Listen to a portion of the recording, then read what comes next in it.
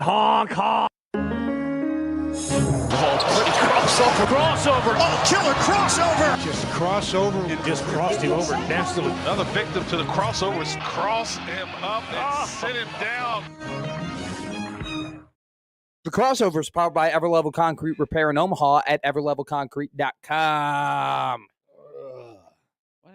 Yeah, hello. Here we go. Welcome back, everybody in studio. Hey, guys, we're all bright-eyed and bushy-tailed. Hey, loud.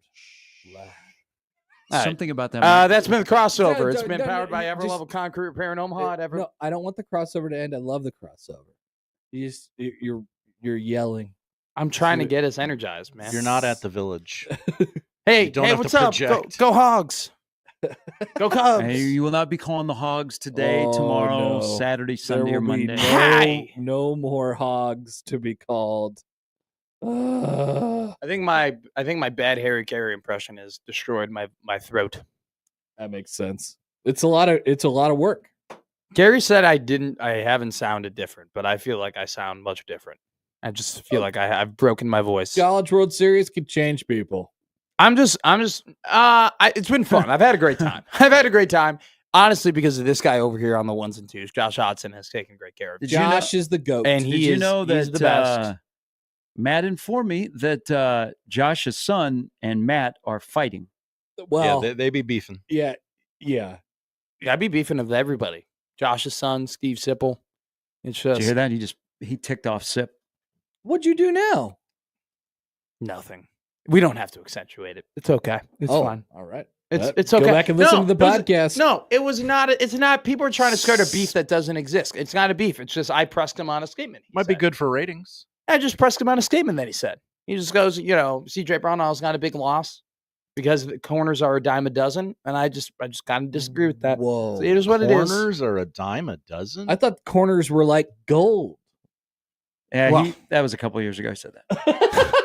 Did he say that a couple years ago? It's different time. Did he actually say that? It's different time. Times are different. Yeah, he they're a dime a dozen. Yet Nebraska only picked up one in the portal, and it was a guy from Idaho. It's different time. It's Different time. We can Okay. disagree. Let's talk about How- Josh's Marlins hat. Nice hat, Josh. Thank you. Nice. You're welcome. That actually is When they sad, wore even though I hate those that logo. uniforms, those were sweet. They were. Doesn't that logo They though? also were more successful. Doesn't that logo give you pain though? When I look at that logo, yeah. I get pain. Oh, I didn't think about that. I apologize. Cubs like, boys. I just immediately think of Steven. Hey, we're running away with the NL Central, by the way. When the Reds are in second, we're in a good spot. We're in a good spot. The Now, Reds are in second. Aren't they terrible? yeah, no, the Central's bad. You don't have to say that part. Well, hey, just don't Hey, tell at anybody. least you're don't tell winning a anybody the secret. division. That's cool. And Hey, I've heard about what the Royals have done over the last week, and I didn't like any of it. Hey, they've Two won in a row. 2 in a row. Yeah, that I like that part. You actually. might think have there's some- a third baseman in the All-Star game. I know. That's exciting. I definitely did not see that one coming. What? You didn't believe in Michael Garcia? I think he's a talented young man. Obviously, he's hitting 300. He's your only guy who can hit on your team. Everybody else sucks. Yep, you need more. I think your suckiness, your bad offense, rubbed off on the Yankees because the Yankees have lost 6 in a row I know. and they got shut out 3 games in a row. They don't score And then anymore. Volpe blew the game the other day because he's bad too. Oh, Volpe. Had a major error that caused him to lose that one, and then he struck out in the bottom of the 9th with an opportunity to tie it. Bad Volpe. When you woke up this morning, and I'm glad that you did, Have I woken up this morning? I'm not sure. did you immediately start thinking about last night? Yeah. I'm like, what the hell happened? Well, I usually what I Those do are most is nights for me. I grab my phone and I go to You page Yeah. and it starts feeding me stuff that maybe I've missed over the last 12 hours or so. And yeah, things were not going well in the Arkansas community last night. I literally talked to somebody who I haven't talked to in 8 months. That's what that game did. That game brought people together. Really? Seriously. Who was that? It was one of my very good friends, Jack. He's a baseball player. Sounds like a very good friend. Well, he's one of those friends where it's like we're in the same friend group, but like we're definitely on like different departments, right? We work in the same company, but we're in different divisions. Gotcha. It's just one of those things. We love when people come back into our lives. But Arkansas collapsing more so than I've seen anybody ever collapse caused me to rekindle a friendship. yeah, a lot of ways. Thank you, Dave Van Horn. A lot of ways they could have won that one. They didn't. And they didn't. They didn't do It's like any of it. Nebraska football. Oops. Everybody's always got to make it about Nebraska football. You've been listening to the Omaha Baseball Village shows, haven't you? Well, yeah, I've heard some bits and pieces. We I talked- did see some people reacting last night. It's like, oh, now Nebraska fans, like, oh, now you know pain, Arkansas fans. Like, nah, I'm pretty sure they got their own deal, man. Everybody got a hold of that occurrence yesterday. I mean, everybody and their mother, every media station was tweeting about it. It was good for the game. It was good for the game. It was good for the game. Well, I'm talking about great for Omaha. Sorry, Charles Davalon. Sorry. Well, No, the shortstop. So mentally, Aloy is a big one, mentally they shrunk. Yeah.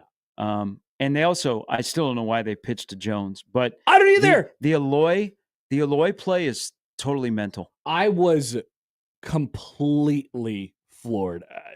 I was sitting right next to the Arkansas dugout, and then I took a look over to my right, and they were like, they all had their jaws just dropped to the floor. Like, oh my goodness. Was there Because he would never make a play like that. No, nobody would ever do. Also, yeah, I mean, we'll talk about this later. Well, but it's like, basic baseball. It's just basic baseball. There's nothing that tells you with one out to get that ball and get the lead runner out at third. well, Nothing. up by 2 as well. So that run in theory doesn't matter. It doesn't matter at all. And you have a chance to turn to. Yeah. I think Actually, you're in a worse spot. I think he forgot how many outs there were, thinking I can get the lead runner. Okay, we'll erase him and we get rid of him and we just have a guy and we're good. Is it possible that he thought that they were only up by 1? Yeah, I think so as well. Yeah. I think he was, that's why it's mental. Yeah. And it also did not help. Probably if you're trying to go through your head on, okay, how many out? What's the score? The guy runs right in front of you on a ground ball that's hit to you. Yeah. Yeah. But- oh boy. Oh boy. And then he dropped it. And then Cam. And that Colesville- guy's going to win No. National Player of the Year. I mean, Yeah, he was the SEC player. Yeah. The other thing Matt and I were talking about, because people are, then there's the game-winning hit, which was a rocket. Kozel jumps up and he deflects it. Do you think, because I said this, if he doesn't touch it, LSU holds their guy at third Might because have a it was play. still shallow and it was hit hard to center field. So Thomas is charging. They would have had a great shot at the plate considering who's running from second. Yeah, they probably have a play there. Just everything went so wrong. Oh no, disaster. Where is Well, ESPN cut perfectly to Dave Van Horn. Here it is. Right after. it? Sorry. They cut to Coach Van Horn, and you can clearly see him say he jumped too early. So Did he? I felt like he timed it pretty well. Like, I've only saw the play once, and I think when it hit his glove, right? I mean, it hit him. Yeah. So he had a play on it. It was there. I don't think it wasn't routine or anything like. no, there was like nothing, I thought he had it. I mean, at the apex, like I thought he timed the jump well. And he just didn't have enough on the jump. Isn't that a weird play too for a second baseman? I feel like you're just not often like dealing with line drives that you can jump in over your head. Like that's not like a play that you're regularly practicing, which is why I don't think it was as big of a deal as the other two plays, because the other two plays, those guys have made those plays 1,000 times. Definitely. It's just It's of everything to go from, well, you go up 5-3 thanks to an LSU mistake, or you're up and then LSU comes back and the same guy that made the mistake hits a home run, whole new ball game. Then you're back up by 2. Yeah, I'm thinking of. I mean, when they get those runs off that, the ball that goes by Jones at first, I'm like, oh, we're going to tomorrow, and Arkansas is feeling really good about themselves. Yep. Is this by far the biggest collapse we've seen at the CWS? Well, or is 18 like is the stakes of 18 so much higher that it just dwarfs it? Yeah, because if they catch that, they win the national championship. Yeah, that trumps everything. It might not even be Arkansas's biggest. Yeah. Which is, but the thing. So last night, I mean, the pop up will always be because that was to win the national championship. Right. But give me the odds that you would play in a stadium where you already had that happen to you, and then last night you had 3 different chances to close out the game. Now it doesn't win you the championship, and you still got to win what would be tonight. But and then 2 more. But you had to. Those all happened to you. Yeah. 3 times you had a chance to end the game. And we're already talking about curses and, who can't win in Omaha. It's one of those things, too. It's like, it's not as if, all right, hey, it was 2 outs and 3 batters came up and hit 3 just really good hits and they rallied and they won, right? This is a completely self-inflicted epic collapse that I don't think I've ever seen anything like that. Too bad I left the game early. Wow, why? Whoa. Because I wanted to beat the traffic. Oh, classic beat the traffic guy. When you've been there for that long, yes, I do not want to stand in that traffic, sit in that traffic. We could just wait a little longer and wait for the traffic to clear out. I I went got out of home. there in short order last night. Well, you left at like 11:30. No, I didn't. What time did you leave? When I usually leave, probably about, 35, 40 minutes after the game ends. Okay. Well, I Something watched like it from that. the comfort of my home. Yeah. It's one of those things. I was there, though, just like how I didn't watch one live pitch of Gage Wood's no-hitter, and I'm going to claim I was there. I was there for the collapse, Nice. even though I technically wasn't. But this is what it is. We're not keeping score. Nice. As you guys can imagine, the hog beat Yeah, not going message board Yeah. is on fire. well. Not going well down there. Let's just look at a couple of the threads. Yeah, go ahead. Bring Vitello home. Yeah. Give Vitello a blank check. This is not normal. Losers lose. Last night, Could you click on the one that says "This is not normal"? I like that one. I love the best threads are the ones where you don't know where it's going to go. It's just a blank statement. This is not normal. everybody does not have a curse like we have with Arkansas athletics. That is true. Go back through the history of the SEC. I've looked at every single team. Nobody has moments like these. Yeah, everybody thinks that their pain is worse than everybody else's pain, and that's a problem Sports- that we all have. But I mean, they have some pretty big ones. They have some pretty big ones. Sports really is just a measuring contest of who's suffered more. It Sometimes. is. That's exactly what it is. Dave, maybe you should reconsider. You're not going to retire. Tony Vitello would never lose a game like last night. The reality of I'm Tony sorry. Was So let me just read this. Dave in the outfield? Was Coach Van Horn in the outfield? The only thing that he could have done was, potentially take Gibbler out of the game or not pitch to Jones. Yeah. But- Or how about this? After the play in left field, should Arkansas have just slowed that game way down? Yeah. Like send Helfrich out to talk to the mound. Just maybe even have a visit. Just slow the game down because then you were swimming in it. And it took a little bit to digest what the hell just happened in left field. Now, I believe they had done a visit before that, right? Yeah. Yes, they had. Okay, so they couldn't. But you could send the catcher out there and you could just waste some time. Yeah. So that everybody goes, Like everybody breathe. Yeah. Yeah. Breathe, point. please breathe. because you are already stunned by the play at short. And then the play in left was like, what happened? Yeah. For a guy that makes that play. Yeah. He slipped. But then in slow motion, you watch it and you're like, oh, once he slips, because Van Horn was really, really good. I know you commented on it. Van Horn was really, really good in the postgame. Yeah. So he was. But he was right. Once he slipped, he panicked, and then he lost where the ball was because then the stadium is going nuts, Mm-hmm. and then you're like, but then where it hit him. Hit him on like the back. Yeah, and it deflects to the corner. It did hit on his shoulder. It was both runs scored too, and then for it to like end with Koljal, it was really a chef's kiss as well in terms of pain because not only is it like okay he could have made the play and it bounced off his glove, but of course it gets hit to the hometown kid who the story's been about, who the camera's been on him, and we all love it. It had to be him to end it. It was so weird too, because walking out there like we're trying to chase down Jones or whatever after the game, and I don't even think like I wouldn't. Obviously, LSU was happy. That was the prevailing emotion, but like also they were like, "What just happened? Mhm. How did we win that game?" And all the focus was on Arkansas. Like they weren't they felt bad, I think, for kind of what happened and how it happened. It's kind of like all right, I guess we're playing for a national championship now. Jay Johnson for like probably 25 minutes on the field after the game just kind of walked around like with his hands on his head. He eventually went out and tried to track down Van Horn or tried to track down somebody out there like, hey, great job, all those things. But yeah, that was a game they didn't feel like they probably deserved to win.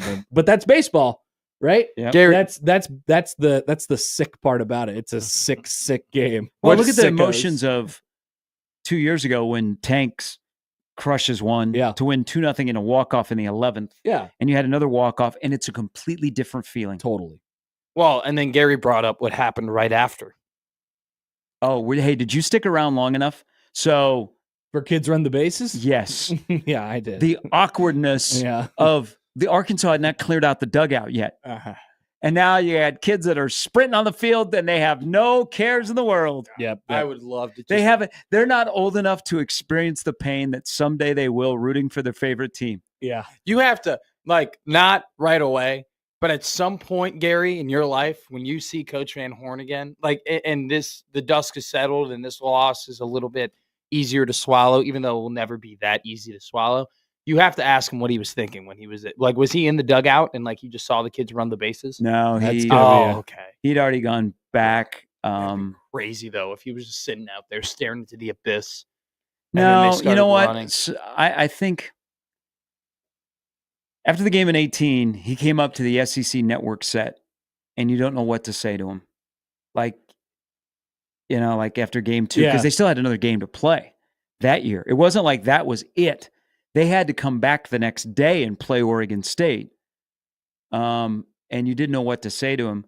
He actually, just our brief as he was leaving, I think in the moment he handled it pretty well. Yeah. It's going to be. Because that's the thing. The wheel just keeps turning. You have to go do the next thing, whatever the next thing is. And for his case last night, he's like, I got to go do the press conference, I guess. I think another thing that will sting even more is he thought this was finally the team, and the field played out really well for him. Yeah. There was not, on his side of the bracket, it was not LSU and. It was basically LSU. And so I think he loved his team that came here. And it's baseball, man. But here's the thing, and you and I have been up close to both of these teams. The two teams that have played closest to what they played like the previous 2 weeks before they got to Omaha are playing this weekend. Yeah. LSU and Coastal Carolina. Yeah, it's a totally deserved national championship series. Completely. And so what will the fan makeup be in the stadium of who's rooting for who? I would imagine that many LSU people come up. Can Coastal Carolina be an underdog? From a fan, I know, but they won't. Okay, can you be an underdog when you've won 26 in a row and they're now 56 and 11? What's the line? Minus 190 for the series, minus 175 for game 1, I think. For Coastal, LSU is a favorite. Interesting. I kind of thought Coastal would be a favorite. I thought so too. Yeah, 180 first game for LSU, 192 series for LSU. So what is CC though? For the series? Yeah, what are they plus what? 154. Shoot. According to the FanDuel Prairie Sportsbook Flower at this exact moment. I'm betting that. They've never not won the College World Series. I know. They love it. They love winning the College World Series when they're in the College World Series, which is twice. And if they win the College World Series, Kevin Schnall is going to let everybody in America know that they have won the College World Series. Should get him back on the show. He's a friend of our program. Yep. He very much did enjoy our conversation. He was having a good time with us. But I love how much that guy loves his school. Yeah, I thought there was a feel this year of, last year was so SEC heavy and they take it so seriously. Those SEC weekends are just so different, and you get a sense of it in that Arkansas LSU game. But generally the overriding thought was man, this is awesome. I'm so happy to be here. Whatever happens, our season ends here, and that's great. Like that was the sense that I got from all the coaches, which is good. And that's generally normal, but there are some teams who come in is like, we're not having any fun. Like we are here to win and play baseball. Wasn't Auburn's head coach like that a couple of years ago? Where he was like, we're not here for doing a barbecue. But didn't they end up going? I don't remember Butch Thompson being too like, I just remember Bruce Pearl hanging out in the locker or the dugout when they were here. Oh yeah. Yeah. So Coastal Carolina was off for 2 days. One day they did got to go to the zoo. And then the next day, so Tuesday, he said they just gave him their meal money and said be back by 10 o'clock. Yeah, fire away. If you want to go to the games in the stadium, you have access. If you want to go somewhere else, they're staying at the Hilton. Yeah, like take care of yourselves, whatever. See you later. That's awesome. That's fun. Hopefully they went to nice places. You think they gave him enough for the Drover or the committee chop house? I think they were going to stay downtown and walk around. Yeah. I don't think college kids on their own go to nice steakhouses unless you're given a meal ticket that covers the cost. And then I would go. I still don't think you do. I think as a teenager, you go to a steakhouse because somebody's taking you there. You don't bargain enough time to sit down and eat dinner. It's just like, I'm going to do what I'm going to do. What's the last steakhouse you were at that you walked in and there's like two 19-year-olds just sitting there by themselves? That other than me and my friend that were there with my dad. Okay, so you included your dad. Yeah. Yeah. No, never. But if I had the opportunity. Telling you, the meal money, they probably got the good steakhouses in downtown Omaha. You're not. They probably get like $30 a day. Go have fun. They probably went to Spaghetti Works and they think it's the greatest pasta place ever because it has the caboose inside. They probably used the zone deal and went to cheeseburgers. Great. Cheeseburgers, man. Great idea. They Ubered to 40th and Farnham? Yes. Or if you were doing this week's Mega Zone deal, you could go to Ramona's. Thank you, Connor Happer. Mm-hmm. Ramona's Mexican restaurant. They hopefully went to Ted and Wally's. Ted and Wally's, home and operated for X amount of years. I saw the guy bringing over 35 years. Bunch of big buckets of ice cream last night into the stadium. I'm like, I need some of that ice cream. Yeah, I had that hot. Where was he going? It was going to the suite level. Soft serve? No, it was like in the bucket. It was, the buckets that they scoop out at the stores. See, I'm over hard. I like the soft. Same. I'm over hard. Yeah. I can't do soft or hard. Poll question? There's an ice cream shop that opened up across the street from my house. But all they have is hard ice cream. Like the scoop. Yeah, I like hard ice cream. I am all in on soft serve. I'm not. I'm not. I like it to be scooped out of a big bucket. I'm on a milkshake kick right now. Oh, it's good. If I'm gonna have ice cream, it's gonna be in a milkshake. It's not really gonna be with I'm not having a lot of scoops recently. When we went to it was at the Big East thing a couple weeks ago, which seems like 7 years ago now. There's a place there called Traders or Graders or something like that. Whatever. Graders, I think it's called. Yes. Graders. That's a Ohio one. It was in the parking lot of the hotel. We just walked across the parking lot. I'm like, yes, I'll take a milkshake. Kind of like a Scooters? It kind of, yeah. It was awesome. Yeah. Connor was going to meet somebody in the suite level, and I didn't have suite level access. You did not. Sorry. Oh, did you? You need the number. Hey, did you drag him down there, and then you knew he didn't, and then once you got to the door, they looked at yours, and Matt was trying to get me to do something or whatever, and I was like, I wasn't. I'll just say the story. I got to go talk to Coach Kingston. I'm going to go downstairs. And he was like, would you introduce him to me? And I was like, I don't think you have suite access. Yeah. And you don't. Which is a great excuse to not get me to. It's not an excuse. It's a real thing. Been hanging out with your best friend. You know what? I'll have you meet Rich Hill and then I get to meet Coach Kingston. How about that trade? You can meet him anytime, just when he's not on suite level. I wanted to say hi to Danny Graves. And get to know Danny Graves, so that way I can up my collection of veteran major league arms. Hold on. I thought he was someone else, and then I realized he was Danny Graves. I thought he was Robbie Ray at first. It was same corporation, different division. All right, they're both pitchers. They're both in that area. Yeah. It was Dan. It took me a second. I go, oh, not Robbie Ray, right? Wait. It's Danny Graves.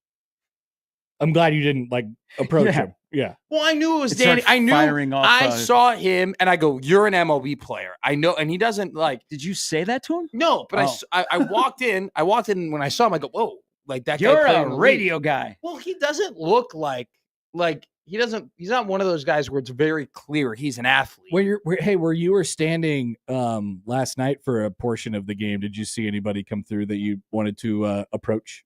No.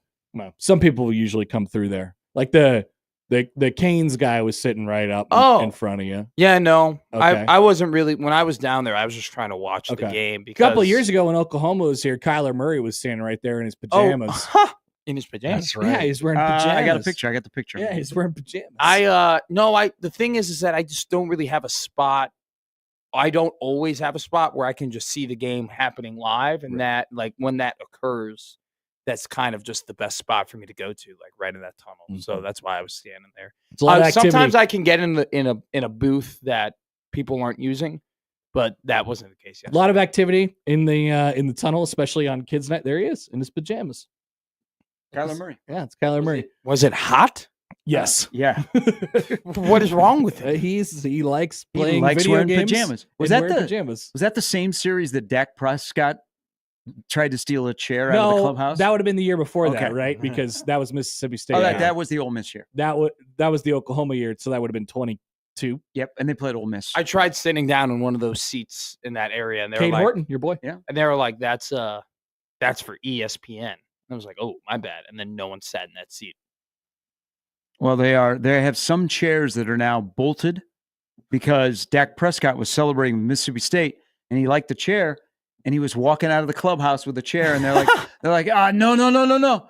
We'll mail you one. Yeah. Oh, did they? Yeah. Nice. So we'll get you a chair. We'll get you a foldable I mean, it's chair. just NFL starting quarterback for the Dallas Cowboys is just walking out of the stadium with Hey, a chair. rules are rules, okay? Yeah. Rules are rules. Doesn't matter who Yeah, you are. so- And if can you're one we- of the little children who wants to come up and say hello to Livy Dunn, you better have a seat. You know, you better have a seat. Is that the new rule? That they can't. Yeah. They flood down from the stands. So They're can like, go we- back. Can we discuss this College World Series? Because you and I doing field reporting, we also like to go and interview people in the stands. This year has been the lightest I can recall on celebrities being I at the was thinking- series. I was thinking okay, that. all of you guys, all you said was, I would mention a famous person's name, and every third person you would be like, "Oh, I saw him at the College World Series." I haven't. It's been Rich Hill. I've only gotten Rich Hill. I should have got. We should have got Cal on the first day. I didn't venture up there on that day. So you talked to Jeff Brom. John Calipari's been here. Yep. It's been really limited. Livy Dunn, Paul Skeens. Yeah. Okay. And Henry Davis. Why you forget Henry Davis? Wow. I don't give. Sorry. Whoa. He's the Henry. number one Sorry. overall Top pick pick in the in the 19 draft? draft. Sorry, Yeah. sorry, Henry. He's a Louisville My Cardinal. bad. He My was bad, the guy. Henry. He was the guy in the black shirt sitting next to Skeens that everybody thought was a security guard. Uh-huh. Instead, it's his catcher. It's gonna be tough. Yeah. Who was the number one pick of the draft? Who's pretty damn good. It's been very light. Yeah, I'm trying to. There wasn't a whole lot of football coaches. It's usually the Dylan Raiola was here. The problem is it's usually the SEC. Isn't he everywhere? Because they can fly I mean- the football coaches up. Get Yeah. them on the PJ. And then take Dylan them home. Raiola's turned into a Fergie Jenkins sign ball. Everybody's got one. It's just like Everybody's got one. seriously. Like he's everywhere. He's at high schools. He's at this event. He's at that event. It's like He's everybody- cousins with the Ivar Cat. yeah. Everybody's seeing it. That's what he told me. And I said, I don't think you are. I asked him, I was like, so wait, you're actually cousins? And he was like, yeah. And then before that, I had asked Ivar Ket. I was like, how do you know Dylan? He's like, yeah, our dads are cool. He's a good guy. Well, it's very. Whatever. I'm like, you guys aren't cousins. That was a very Polynesian answer though from Dylan Just- because everybody in Polynesia is. And then I'm sure we're Take it Polynesian. Take it All easy. the Polynesians call each other cousins. Take it. Josh Polk question. No, they call everybody ooses. No. They call everybody ooses, brothers. Right. This is not wrestling. So then did you ask him then? Hey, what about the Aloys? Okay, there's got to be a connection there as well. Yeah, I should have. We had the Hawaiian shortstops. Yeah, I Yeah, no, he was like, we're Would cousins. Would the founder of Raising Cane's be considered a celebrity in Omaha, Nebraska? I wouldn't know what he looks like. He just looks like Yeah, he looks like a normal. He's got really nice hair, you know? Where's the ball cap? He looks younger than he is. Sure. You know? Well, he looks great. He looks great. He's buying all the Jello Do you shots. think he went to Turkey, or do you think that's natural? No, I think that's a real deal. Yeah. He's the real deal. I think Poll question. I think he's the real deal. So yeah, that was one. And then It's limited. yeah. The people that I talked to for interviews during the games, it was just Brahm and Joe Moglia, Yeah. who was just with the team. So he was easy to track down. And then like Coach Kingston. I think that's pretty much it. You know? So we won't. I mean, Oh, and Clinton hey, Yates. why? Okay, so why doesn't Brian Kelly come to the College World Series? That's a great question. He would probably get booed by his own fans. Get him on the radio. He's never come to the College World Series. He's like, I'm so happy to be here. Could we actually get the real Ed Orgeron?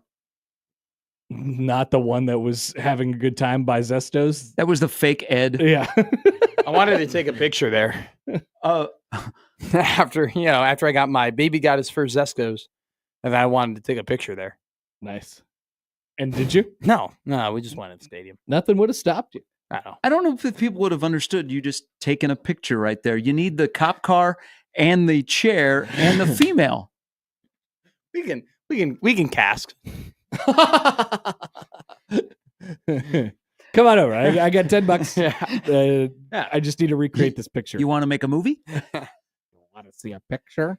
So we're not going to have. So who else from LSU would show up? Who else? Kim Odell Beckham. Kim Mulkey. Where was she? Jarvis Landry. Joe Burrow. Angel Reese. Leonard Fournette. So Where's Angel Reese? What's she Rebounding. she's grabbing a missed shot. doing? By her of Rebounds. of her own. Okay, so will Joe Burrow make a return? The thing that I had heard the first night was that he was going to be there, but apparently not. Or maybe he just hid well, but no, that's impossible. Coastal Carolina, Grayson McCall. There you go. Tim Beck was there. He was there. Tim Beck was there. One thing so Tim Beck is a distinctive looking guy who was here for a while. Distinctive looking. Well, it's not He's like got the hair. Yeah, he doesn't like just blend in. People didn't have any like reaction when he would walk by people. Yeah, maybe people don't remember when Tim Beck. It was only 10 years ago, but more. I guess a little All more right. now. Or people like, maybe even Coastal Carolina people like, is that our football coach? You don't think anybody walked by Tim Beck who was like, "Hey, I really love when you coached that bowl game against USC." I love the offense that game. Yeah, you were hucking Thank that. you. You were hucking that thing. That was awesome. I think Tommy Armstrong threw 52 passes in that game. That was a great game. And Tim Beck was like, "You go, man. You throw as many as you want." Let him run, Ronnie. Let him run. The other memory of that game is they were so protective of Mike Riley being at the game that Yeah. no media could talk to him. Yeah, that's right. Why? He was in the stands, and so of course Nebraska media wanted to talk to Mike Riley, Sure. and they were like, the gatekeeper. She was the gatekeeper at the time. They would not allow any media to talk to Mike Riley. Like you can't even be like some people came up and approached him. Was he former head coach at the time? No, or he was going to be there. He was going to be. Yeah, he had just been hired. Wow. Yeah. Wow. So they're like, nope, this is all about the 2014 season. People are like, the 2014 season's over. You just fired your football coach. We're Yeah. going to talk to the new guy. It's pretty much over. All right. All right. Have a great. Welcome back in studio. I will not be here tomorrow. So I'll see you guys Monday. Maybe I won't see Hey. you Monday. Yeah. That's true. What do you mean? You could do Monday? I don't know. Oh, come on. What do you mean? There's a lot of prep to do. A lot of prep. It'll be the third game. If you're not prepped for a Yeah. team you've seen 16 times, Yeah. you got no shot. Yeah. You got a good agent. You Yeah. got a hell of a schedule. Yeah. We're moving. We got stuff going on. I need I a gotta new mow one. my lawn today. I need a new one. Holy crap. Oh, that's right. You don't have anybody in your household that would mow it. No. My dad may have offered, but we'll see if I can get that done. I can mow your lawn. All right. Cool. I've never done it before. Come Oh, on. that's right. no. You've never mowed a lawn. We learned that. Yeah, I know. What? Yeah. Well, okay. We We have got- to stop. We got Here. groundskeepers.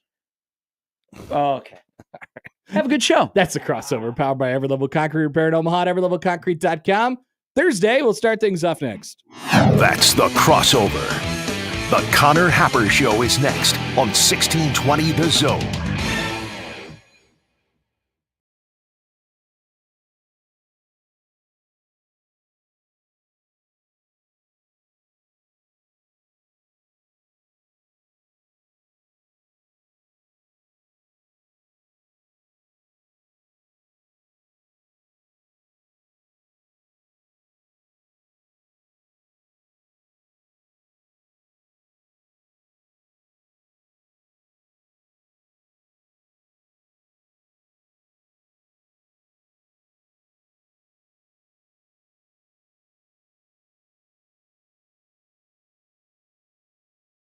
Patchy fog and a mild start this morning will give way to bright sunshine, hot conditions along with breezy temperatures for your Thursday.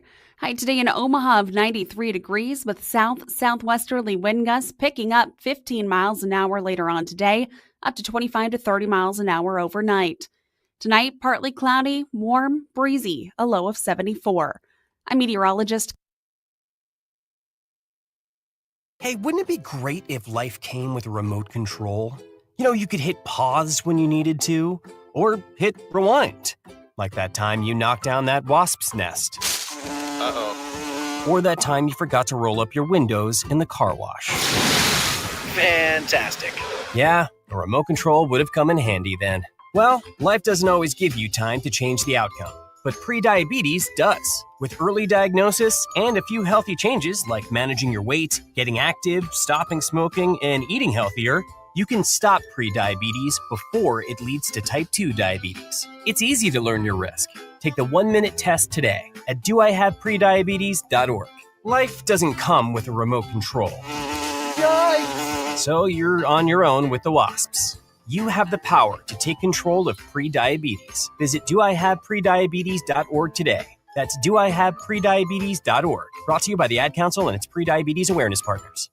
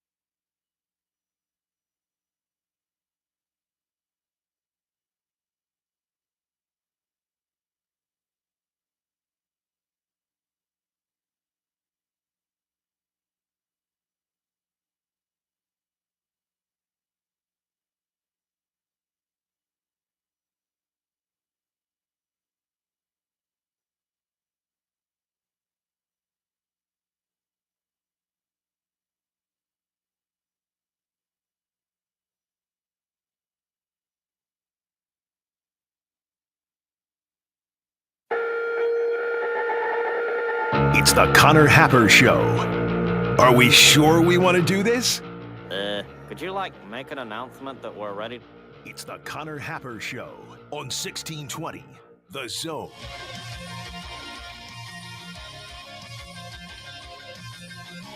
All right, welcome in, everybody. Happy Thursday. It's the Connor Happer Show here on 1620 The Zone and on 1620thezone.com.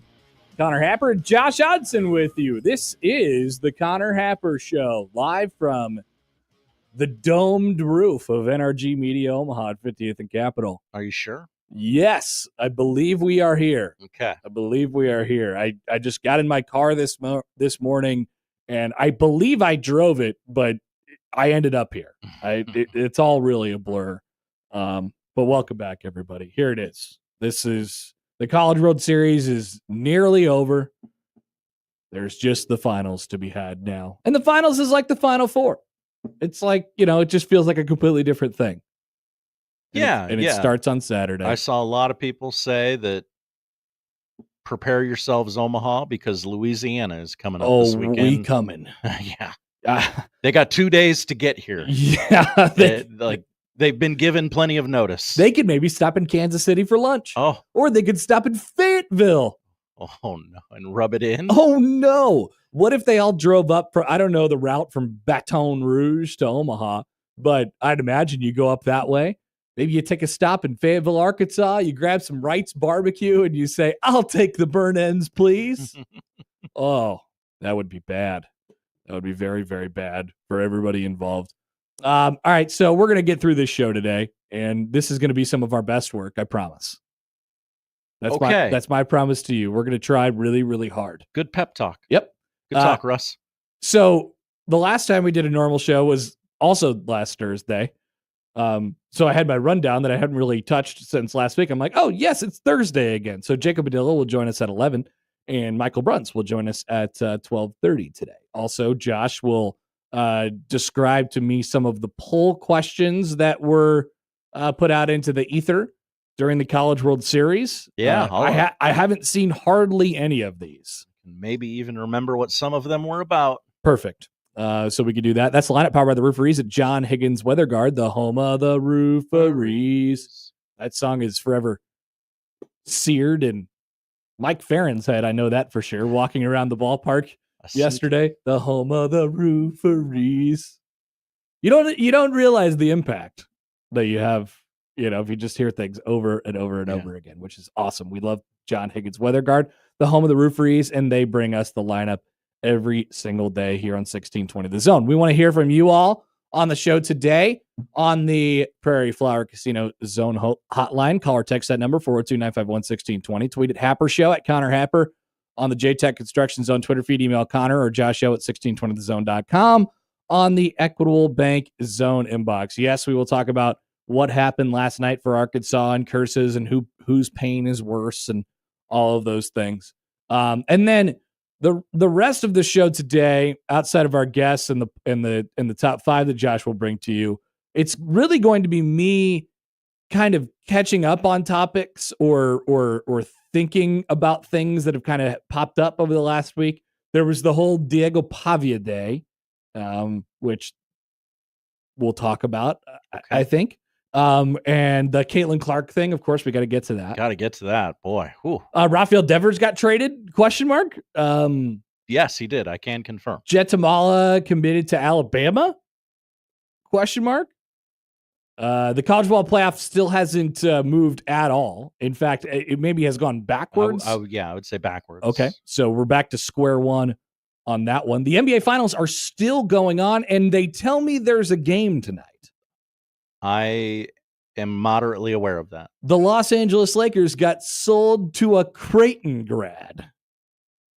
The Los Angeles Lakers got sold to a Creighton grad. Dirty, dirty Creighton grad.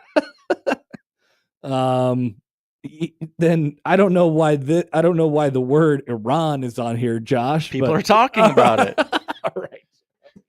All right. Josh helped me out with the rundown today, and he wrote a couple things on there, and one line, one word, Iran. I'm like, what do we do with that? People are choosing to talk about it. Okay. I'm just saying. All right. Okay. These are the words I'm hearing in the hallways. Sweet. So we'll do all of, I don't think we'll probably talk about that much, but you never know. Got to get to that Iran thing. Yep. You never know. Where we might be. So welcome back. We'll say some thank yous and stuff like that next when we come back and maybe tell some stories before we get to before we get to Jacob Padilla, but Josh, your hard work is unbelievably appreciated. You are the steady force that holds things down for everybody. There are occasionally problems that comes up. There's communication that needs to be had. Josh gets on the horn and he says, okay, I'll handle it. I'll handle it is the most common thing that comes from Josh's mouth during the College World Series. And that is truly, truly the essence of Josh Hodson right there. Hop on my back. I will handle it. Daddy's got this. The confidence that comes from that is truly unbelievable. So Josh, incredible job by you. Thank you. Well done, my friend. Thank you. And hopefully you got enough gear to make up for the pain and suffering over the last week. Pretty comparable. Okay, good. That's good. You deserved it. You deserve all the free shirts that one man could take in over a week. I tried. Okay. Welcome back. We would love to hear from you all today on the show. Please catch me up on some things that I may have missed. We'll be back after this on 1620 The Zone.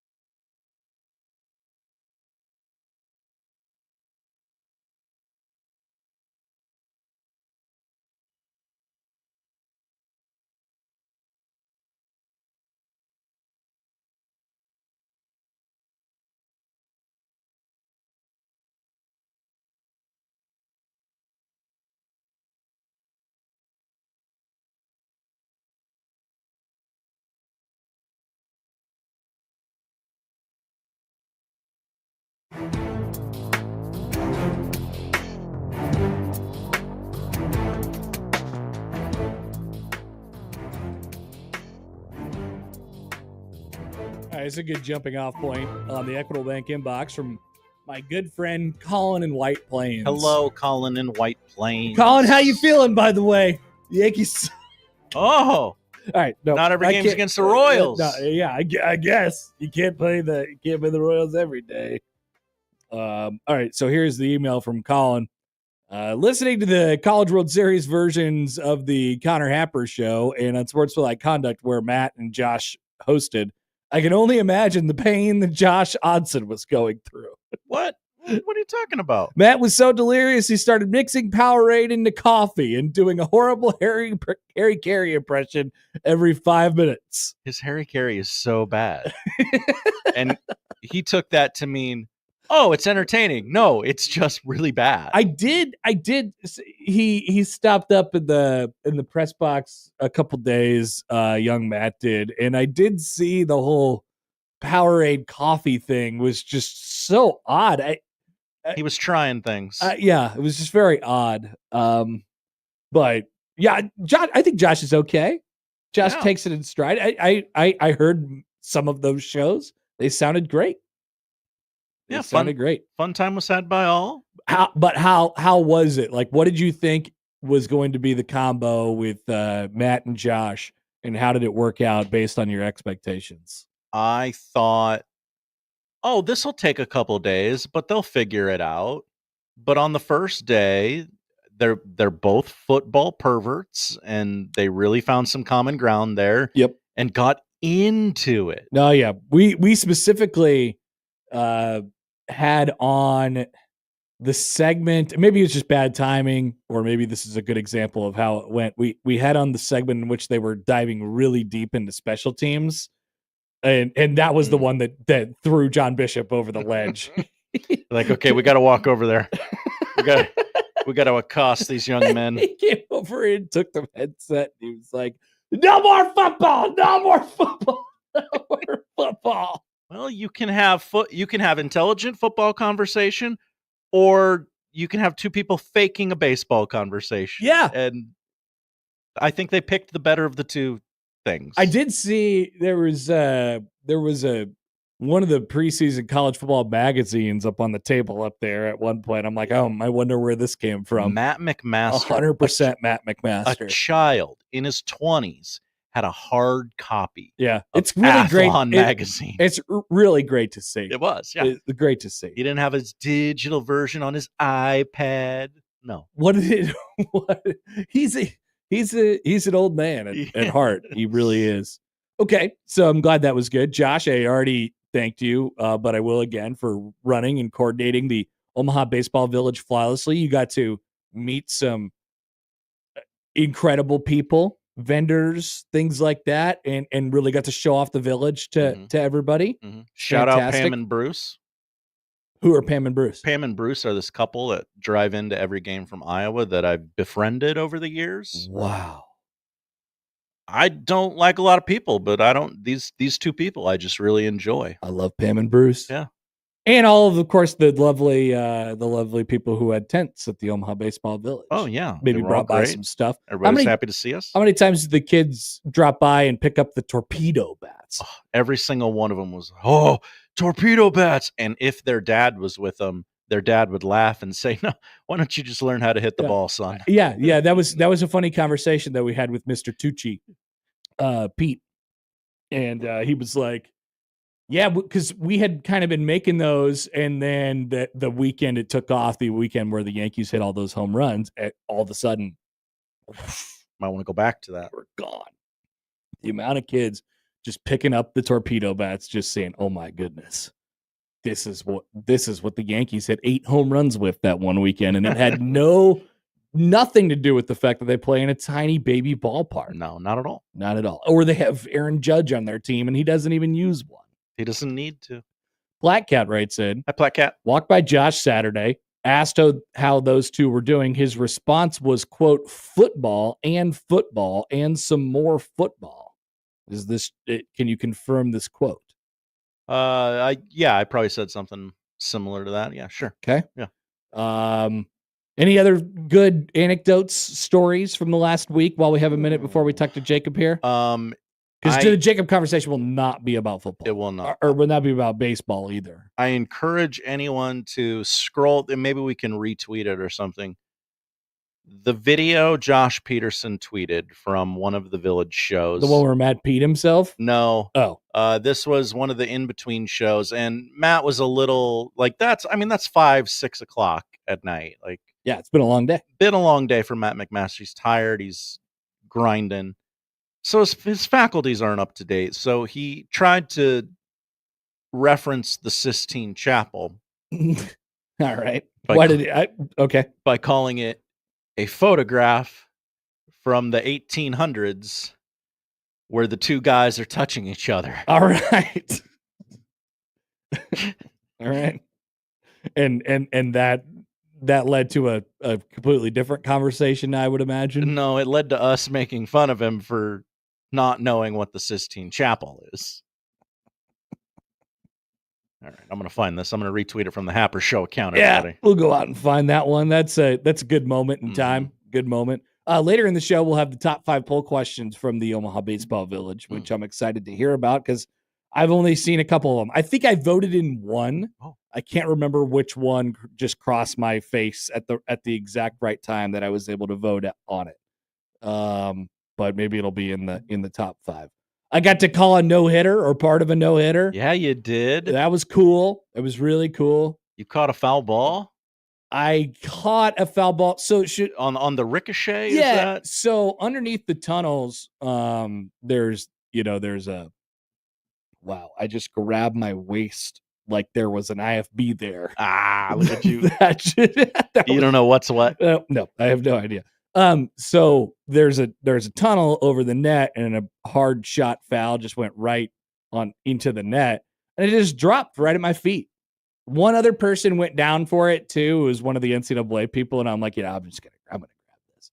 And Chris is like, let's take a picture. I'm like, great idea. We took a picture, and I would have kept the baseball had nobody asked. And then very, very shortly after I picked that ball up, there was a couple people yelling in my ear like, "Hey, baseball, baseball, baseball!"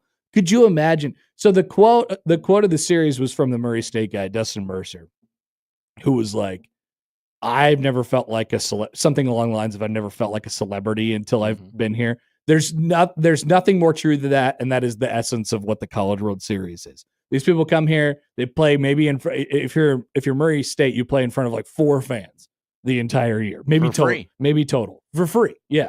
And the coach does not mow the grass, by the way, but a super fun team to be around. And they were truly, genuinely happy to be here, which is fantastic, but they get a completely different deal. They play in front of 20,000 people and the 20,000 people actually like them.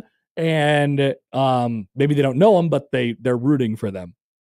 And it's so cool to be out there and watch them go through that. Because they want to sign as many because they're not going to sign any autograph. I mean, a lot of those guys aren't going to play professionally. A lot of those guys aren't going to make the major leagues. None of them are probably going to make the major leagues. A lot of people go pro in something other than sports. In the Murray State's case, I would say almost all of them go pro in something other than sports. And to be around them as little kids, look up to them and they're like, oh my gosh, these are the guys like that. That's a player, that never happens to them. It's a completely different experience. So it was a great quote. They should put it in, they should put it on the flyer or the brochure or in stone somewhere. I've never felt like a star until I came here. I never felt famous until I got here. I mean, that was the best, and it's the best every single year. It happens without fail. Nobody maybe even more so, Josh, this year because of the types of teams that were in it. Nobody in town. You're gonna go 0-2. Like whatever. Just be happy you're here. Like no, we treat you like we roll out the red carpet and we take care of you. Yep. So it was a heck of a week. And we'll talk about the Arkansas part here in just a little while. Also, I'd like to mention we should give thank yous to everybody because everybody, has to do their job really well in order for this to work. And it's an all hands on deck thing here at NRG Media. But in Omaha entirely. Just the way that they wrap their arms around this event is just absolutely crazy, and so I don't know, like it gives you a sense of pride as an Omahan that you probably don't get outside of this. You're like, this is us. This is our chance to show it off, and so that's been really cool. But also here and what we do to put on the national broadcast, and of course all the coordination that comes with that. But specifically John Bishop John Bishop with his wonky arm, calling 12 games in 6 days, and like being the most prepared person ever and doing it flawlessly at all times, and trying to keep everything straight and stuff like that. Like getting an up close look at that is very, very cool. So it takes everybody, but obviously John is the voice of it, and it could not be, the preliminary games could not be in better hands than with John Bishop, in my opinion. Sounded great. Yeah, all week long. His voice, Mike Farron, Gary Sharp. Yeah, I mean, Connor Happer, Nick Grimm. He had a whole bunch of whole new stuff thrown at him this year with all this. He's got a bunch of new equipment and stuff that we were working with, and you have an hour. Learn how this equipment works. He handled that flawlessly as well. So everybody had to do their job, and they had to do it well. And I'm proud of us here for doing it. We got the best team, both on site and off. When we come back, Jacob Padilla is going to join us. Roll Jays, go baseball. Roll Jays, go baseball. NBA Finals, where apparently not much has happened since we last convened on Thursday. What are you talking about? There was a game, and there was another game, and that was kind of it. Indiana had the series. They let it slip. They choked it away, and now Tyrese Halliburton is dead. Is he overrated again? Oh, don't tell him that. Back after this on 1620 The Zone.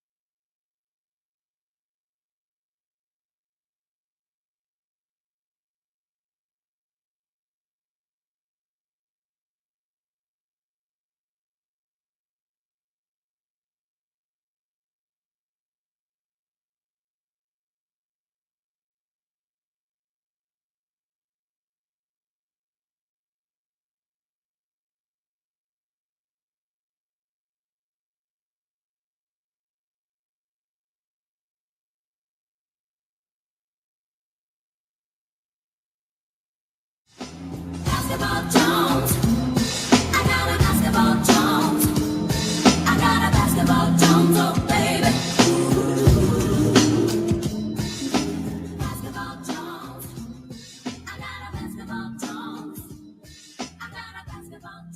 now, the only cure for our basketball Jones. Hail Varsity's Jacob Padilla on the Connor Happer Show on 1620 The Zone, baby. All right, Basketball Jones. Jacob Padilla of Verdad Sports joins us now on the Prairie Flower Casino Zone Hotline. Jacob, hello. How we doing? I'm doing all right. How about you? I'm good. What was your analysis of the baseball last night? The bottom of the ninth was rough. Yeah. And I got berated on Twitter for saying that it was a bad time to forget how to play defense. So I will withhold my. You got berated for that take? They did forget how to play defense. What I thought. I got a lot more likes than responses, so I think I got the right kind of ratio. So okay, it is what it is. But yeah, that's the extent of my. That's the extent of the baseball analysis I'm capable of at this point. You did pick the right time to drop in with a baseball tweet, though, because everybody was, that was kind of the moment that everybody was at least aware of and talking about. Say again? I had it on the TV. I was actually watching. I had it on the TV. See? Exactly. Because you love Omaha, like many here in this town. Go Omaha. Go Omaha, go baseball. Okay. We're going to ask the same question for like the third week in a row about the NBA Finals. Is this it? Is it finally over? Are the Pacers going to find a way to have yet another life in this series?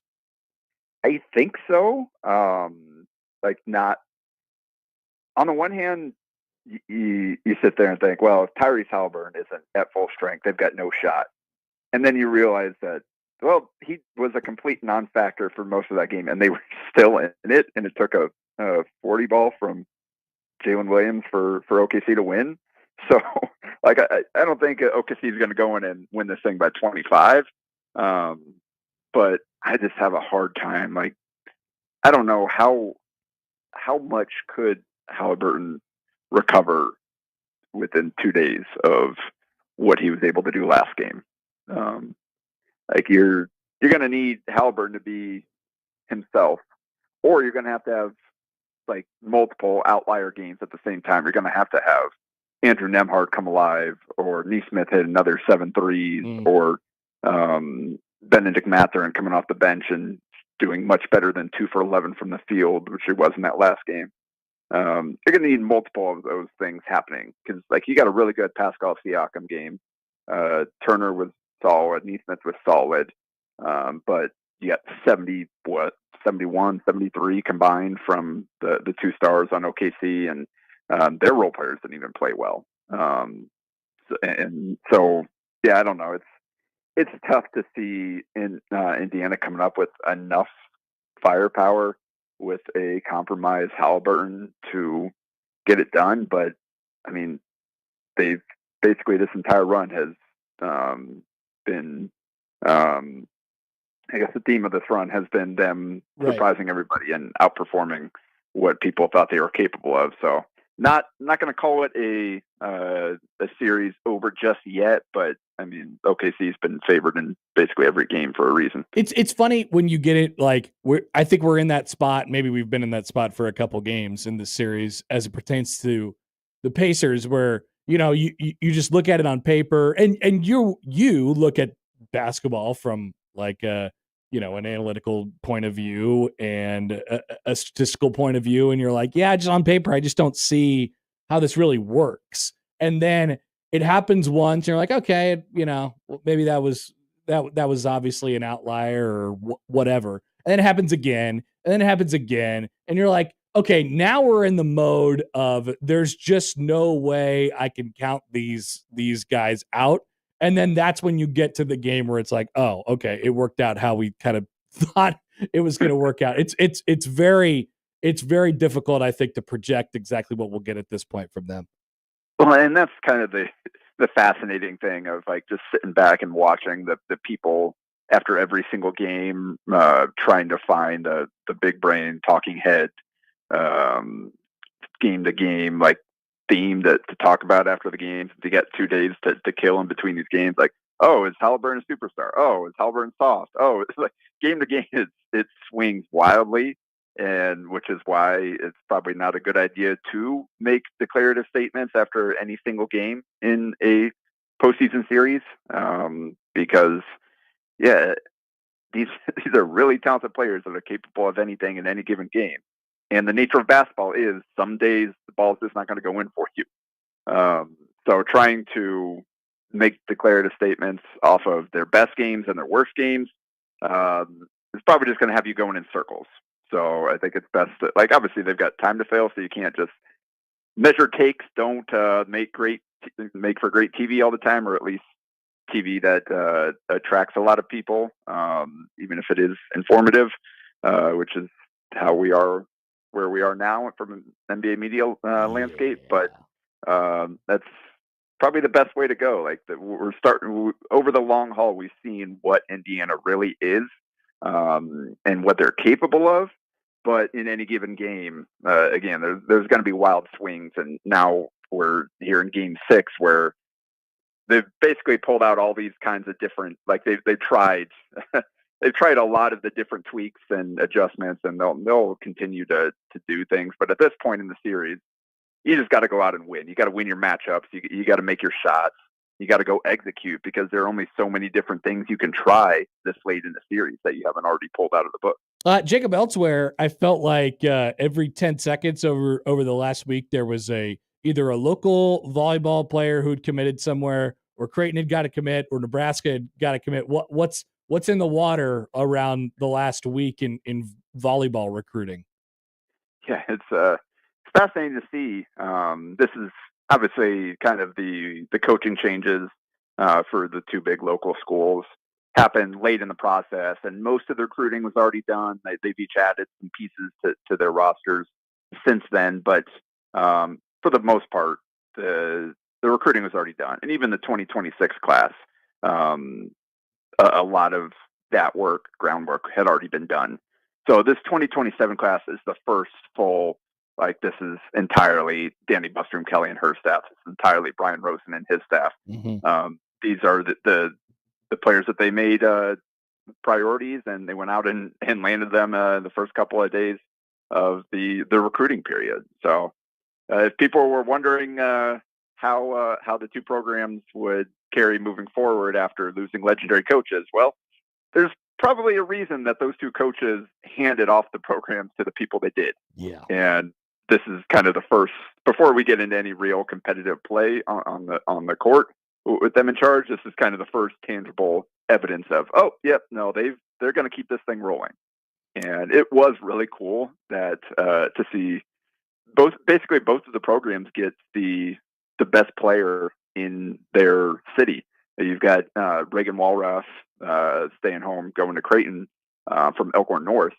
And then you've got Mallory Boziger, Maisie's little sister, at Norris, just outside of Lincoln there first, going to Nebraska. So not only you've got these are national caliber recruits that they could have gone to other really good programs. They're top 30, top 50, whatever recruiting rankings you want to look at. They're highly touted players. And in this first class, they basically the new coaches got the top player in their city to commit to them to kind of build on moving forward. And I think that was pretty cool, both from the local standpoint and for those two programs moving forward, just seeing high school kids have this success and be able to kind of move on to the next level at obviously Nebraska and Creighton are two of the best programs in the country. So it's cool that we've got players that are talented enough to be priorities for those programs, and that they're equally interested in wanting to be part of those programs moving forward. Jacob, I want to get this straight. Is it Jet Tamala or Jet Tamala? No, Tamala. Okay, yeah, because I for whatever reason over the last week, people have been saying Tamala, and I'm like, where'd that come from? I thought we were settled on Tamala. Yeah. No offense to your morning guys, but I think those guys probably started. Wow. Yeah. Okay. I like that. Yes. Let's blame them. Yeah. I don't know. That's where I heard it at least, and I was like, wait a second, what? Pretty sure everybody around Miller's house called him Tomala. So okay, we'll go with that. But yeah, whatever you call him, he's really good at throwing the football. Look, I mean, it's kind of, you put it in perspective. He committed to play quarterback at Alabama. He was at Iowa State, and people were like, oh, well, okay, he'd go be the quarterback at Iowa State. And obviously it all comes in the context of Nebraska and what they have and what they don't have. And everybody was kind of willing to live with it. Now that he's committed to Alabama, it takes on a completely different light. I guess, let me ask you first about him as a player. For those who haven't seen Jet Tama play football, what are they missing? Yeah, he can really swing the ball, and obviously put up ridiculous stats last year. He had great receivers to throw to, but at the same time, kind of similar to Zane Flores at Gretna. Like, he can make every throw. He can make use of all the weapons that he has available to him. He's much more of a pocket passer. North South doesn't ask him to run really, but I think you saw during the basketball season, and this really helped his recruiting pop off. Dude is an athlete. Like, he is. He basically was kind of their North South point guard and best offensive rebounder. And he's kind of putting out weekly dunk highlights. And I think that caught the attention of some coaches, like, oh, we haven't really seen him run the ball too much, but no, there's some athleticism there. Like, he's not a statue in the pocket, and kind of showed it playing basketball there. So yeah, he's big arm, accurate, can get the ball all over the field. And this was not an easy decision for him, from what I know. Iowa State did a great job. They've been on him for a long time. They were on him early. They evaluated him, eventually offered, but I think he had a great relationship there with Jake Waters and that staff. It's just Alabama. And right. I think it became real when he visited there and realized, wow, this is Alabama football. Like, a kid from Nebraska. Obviously, we've had them come in and offer Carter and some other players has garnered Alabama interest over the years, occasionally. But quarterback's a different story. Like, you only recruit one of those guys. You pick who you pick, and that's it.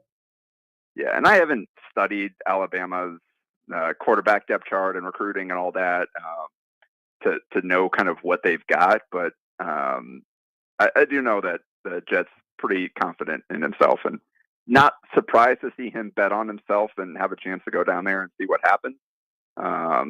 So we'll see. And then Jacob, for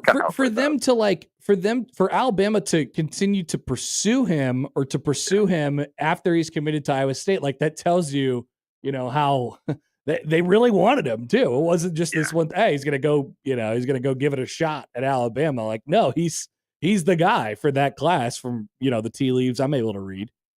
Yeah, it wasn't like they were just at some 7-on-7 thing. I was like, oh, this kid, we'll toss him an offer to stay in contact or whatever. This was a late offer again after he had already been recruited all over the place, had committed to Iowa State, but they're like, no, we want you, and enough to bring him down for a visit for a guy that had already been committed, because they were confident in their ability to flip him, and that he'd be a good fit for them. So. Yeah, this is pretty rare seeing Alabama come in here and make an offer at this position, and sounds like he's doing pretty well at the Elite 11. Saw him on Monday at our 7-on-7 tournament. He came out and was throwing around to some of their guys. Isaac Jensen and Marion Jackson was a little banged up, so he wasn't out there. But yeah, it did look pretty good there. And then on Tuesday, down at the 11-on. Or the Elite 11, and from what I saw, it sounds like he did pretty well on day one. So again, good for Omaha and Nebraska to see earn these high-profile opportunities, whether going to Nebraska and succeeding or going elsewhere and making a name for themselves there as well, like we saw with Xavier Watts. Well, that was sort of my next question. Like, how big of a deal is it? I mean, this is a thing we've talked about for years and years now, where other teams come in and they pluck those guys out and end up having, a bunch of success. Xavier Watts is a great example of that. How big of a deal is it for Omaha to, as a high school football community say, hey, look, man, this guy is going to be the, eventually he's probably going to be the quarterback at Alabama. Like, the signal goes out to everybody else. Hey, come take a look. We're playing some pretty good football here in this city and in the state. Yeah, I mean, Xavier's a great example of just what's possible, especially if you continue to work and persevere. Obviously, things didn't go super smoothly for Xavier when he got to Notre Dame. Obviously, bounced back and forth between positions multiple times. Wasn't really much of an impact player early on, and then eventually he kind of found his niche and settled in and became one of the best players in the country. And yeah, seeing kids from Omaha starring at Notre Dame, one of the best safeties in the country, that's pretty darn cool. It's great for little kids coming up in Omaha and in Nebraska and watching from afar and thinking, hey, anything's possible if you put in the work and you've got the talent, and like you become that kind of player. They're going to find you, and the opportunities will be out there. You don't necessarily have to do anything crazy to get attention anymore with the way the things work now. Is just go out and perform, go to some camps. If you want to do the 7-on-7 thing, you enjoy that. You're in one of those positions that can help yourself that way. But for the most part, you just have to be really good, and they'll find you now. And so it's going to be pretty cool. We'll see kind of what Jet's career looks like going forward and the path that he takes. Fortunately, he's still got another year to watch up and close with Millard South, who is going to be loaded again this season. Yeah. Jacob, before we let you go, did you or did you not warn Platte City QT about what was coming when you stopped through a few nights ago? I did not warn them. Actually going back down this weekend. So they looked, I don't know, it was kind of dead at that point. I felt like telling them that, like, hey, in months here at this time, I'm not even sure any of those people will still be working there at that point. You should have said, hey, look, if your staff looks like this, it's going to be a problem. Yeah, maybe probably need to deliver the message a little closer. I'm sure it'll probably be forgotten by that point if I were to deliver it now. Okay, well, we'll continue to do that, and maybe you get a couple more trips down there, and we'll able to get that message to the Platte City QT, which is in for a rude awakening. What? Oh no, Josh! I thought Josh was going to say something. Well, I was just. Okay. What if we all summer called upon the audience to warn them? Yeah, way it's not one crackpot calling them. You're going to go to Kansas City for a baseball game. You might, and you're going to stop there. Just pass along, slip a little note or something like that. All right, Jacob. We'll let you go. Appreciate you as always, and we'll talk to you later. All right, enjoy the final series there at CWS. Yes, baseball, go Omaha. Jacob Padilla of Herd Sports. Jacob is, going back and forth on I-29 in Kansas City, and I got a picture from him a couple nights ago, probably several nights ago at this point. Who's to say? And it was a picture of the Platte City QT right there. Just saying. That's our QT. Just saying. It's coming. Watch out. Watch out. Load up the roller grill. We coming. We'll be back after this. And we'll talk about what happened last night. Coming up on 1620 The Zone.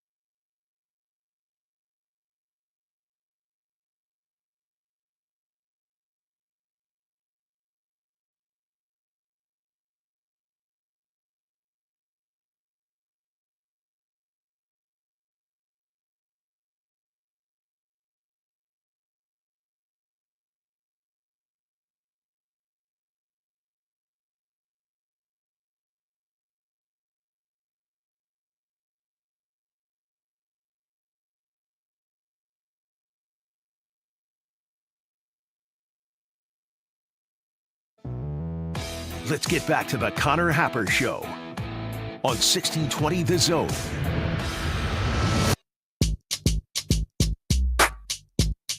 Josh Odson has discovered a picture on the internet. I have. That we will talk about as we go on throughout the show today, I suppose. I said to Josh during the break, who is this child? Who is that child? And you said, after a long pause, that's baby Gronk, who our dear friend Austin Jacobson knows well. He does.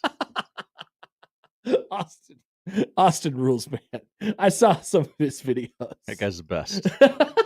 he just does it. You know, he just does it. I love it. All right, but before we get to that garbage, let's go back to last night. Our dear friend John Bishop just tweeted this out. So this is the Westwood One radio call. If you're listening to us on the radio. Oh, by the way, Josh, I like your tag there. Nebraska's built like the F-150. People are saying but they're this. trying to be like a Toyota RAV4. More and more you're hearing this. Wherever 1620 The Zone will be. I like my addition to that promo, Josh, because it's not even a sentence. Well, are any of them really sentences? No. Well, I mean, they're statements in some way, but mine was not really coherent English. All right, you got 30 seconds. How do you promote 3 shows at the same time? But also saying the name of the station, the name of the show. Yeah, I did that. I did that. But also just didn't quite land the plane on that sentence. I mean, it was a tough putt. I will say that's a pretty good example of generally me not completing sentences. Yeah. So it worked out. So thank you for shouting that out. I'm sure you heard it if you listened at all to the College World Series. But this is from John. He just tweeted this out a couple minutes ago. So if you're listening with us on the radio, you'll hear the Westwood One call, which you also heard on 1620 The Zone last night. And the video, if you're watching along with us on YouTube, will be up here as well to go along with the great deal of pain and suffering for the Arkansas Razorbacks last pitch. Hit on the ground to short. Aloy is going to go to third instead and get the lead runner there. He was not going to try to start the double play. Instead, he went to third and got the force out there. I felt like it was hit hard enough that he had a chance at 2. Milam didn't get out of the box real well. Boy, he had a chance absolutely to turn a double play there and just took the safe route to get the lead runner. Tying runs on base, the 1-0 pitch. Swung on, hit in the air to left field, falling down, and it got away! It got away! The LSU's going to tie it! Coming home and scoring is Milam. We're tied at 5. Davelin got a late break. Then in a moment of indecision, tried to dive at the ball. It kicked away into the corner, and somehow LSU has tied the game. What happened? I think Chuck Davelon slipped. He did. He slipped, and then he tried to fall and make the catch, and it ricocheted away. I mean, that ball, it must have hit him on the left shoulder right above his glove because it caromed all the way into the corner. I mean, it was basically straightaway left center field. What a disastrous play for Arkansas. Here's the 2-1. Line drive, off the glove, into center field. Here comes Hernandez, and he'll score, and the Tigers win it.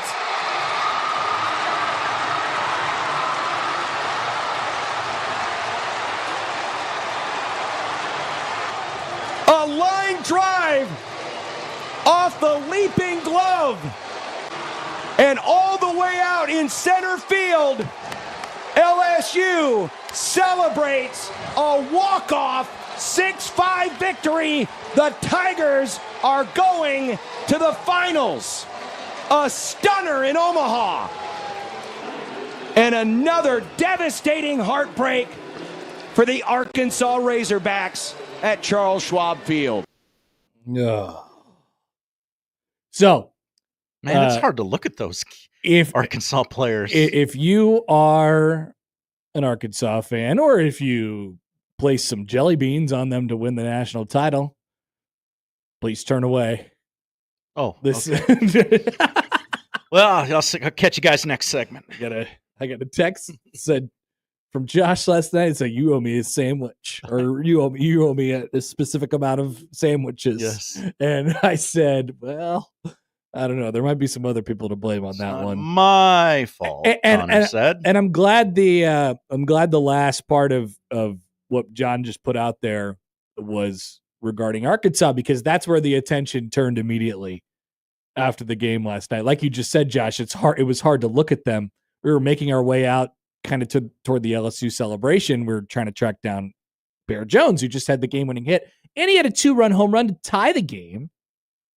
Or I'm sorry, he had a solo home run to tie the game way back 2 innings before that, which feels like it was years ago at this point. And at the end of the game, and I'm like, maybe we just need to kind of hang back here, because the Arkansas players were just strewn out across the field in shock part and laying on the ground and, in that crouch position, just, and by the time we got out there, the entire team had gone out to pick up Charles Davalon, the left fielder who dove and missed and ended up scoring 2 runs, and then it was tied. He was inconsolable at that point, but they literally had to carry him back towards center field, basically like, "Hey man, get up." As hard, you don't even have to be rooting for Arkansas to think that's gut wrenching. No, I mean, just being a human. Yeah, being a human, or hell, even being an LSU fan. Like, obviously, you're happy, and you probably have a lot different perspective than everybody else in the entire world watching it, because you're on the right side of it. But I got that sense even from the LSU people after the game. Like, it was a celebration, but it wasn't a normal celebration. They were happy. They got to go to the finals of the College World Series. It's a net positive, but they were like, "Oh my goodness, how did that just happen? What just happened?" And I bet they probably felt bad a little bit as well, to be honest with you. So, as you heard in the call, LSU with 1 out has runners on first and second base, and it's a tailor-made double play ball to their All-American, All-Everything, SEC Player of the Year, potentially National Player of the Year, as will be announced over the coming days here, Vahivo Aloy for Arkansas. And I mean, it couldn't have been any more normal. It was hit hard enough by Stephen Milam from LSU, and it was like I'm halfway out of my chair. I'm like, I got to go get ready to talk to these Arkansas guys, because we're going to Game 7 tomorrow night. And the most, I don't even know how to describe it. When he turned to third base to try to get the lead runner, which he did to get the lead runner. I'm like, whoa. It's these conflicting thoughts, because you get an out, you get an out, and you're one step closer. Outs are good. Outs are good, and you keep the tying run on first base. You keep the tying run on first base, and so theoretically, that's a win for you, right? You're 1 out away, and the tying run is still on first base. You need a very safe play. You need double extra bases to be able to get that run home and then send us to the next thing. And so I'm sure he's thinking, like, let's just play it extra safe. But that cost them. That was just one of the things that cost them. I mean, obviously, I couldn't believe that he went to third. And the only thing that I could think of in the moment, the first thing that came to my head was, did he think they were up by 1? Because if he thought they were up by 1, you try and keep the tying run off a third. Right. And then you're like, okay, wild pitch screws us over here, and then they're going to, move up another base and a single wins it. Wild, we can't have that. So let's just keep that tying run on first base with a runner in front of him with 1 out to go. I feel generally good about that. The win probability goes up from the previous play, but it doesn't end it. And they could have ended it. Could have ended the game. They could have ended the game right there. And yes, it does sound familiar from what Arkansas went through in 2018. But if they would have caught a foul ball and in foul territory, they would have literally won the national championship. Instead, they lost that game and the next to not win the national championship. To not even try the double play, you would right because he's in the wrong situation in his head. Because right? worst case scenario, you get the force out at second. There's 2 away, and you don't get him. You don't get him turned back at first. I still think they have him, but let's just say Milan beats it. There's runners on the corners. You're still up by 2, and the tying run is still on first, right? With 2 out, so it doesn't make a difference to try and get that out at third base. Guy on third doesn't matter. You're still going to win the game if the guy on third gets home. I think it's possible that he thought they were only up by 1 in that scenario, but I don't know that for sure. And he didn't talk after the game last night. He didn't go to the press conference. And then the worst case scenario happened.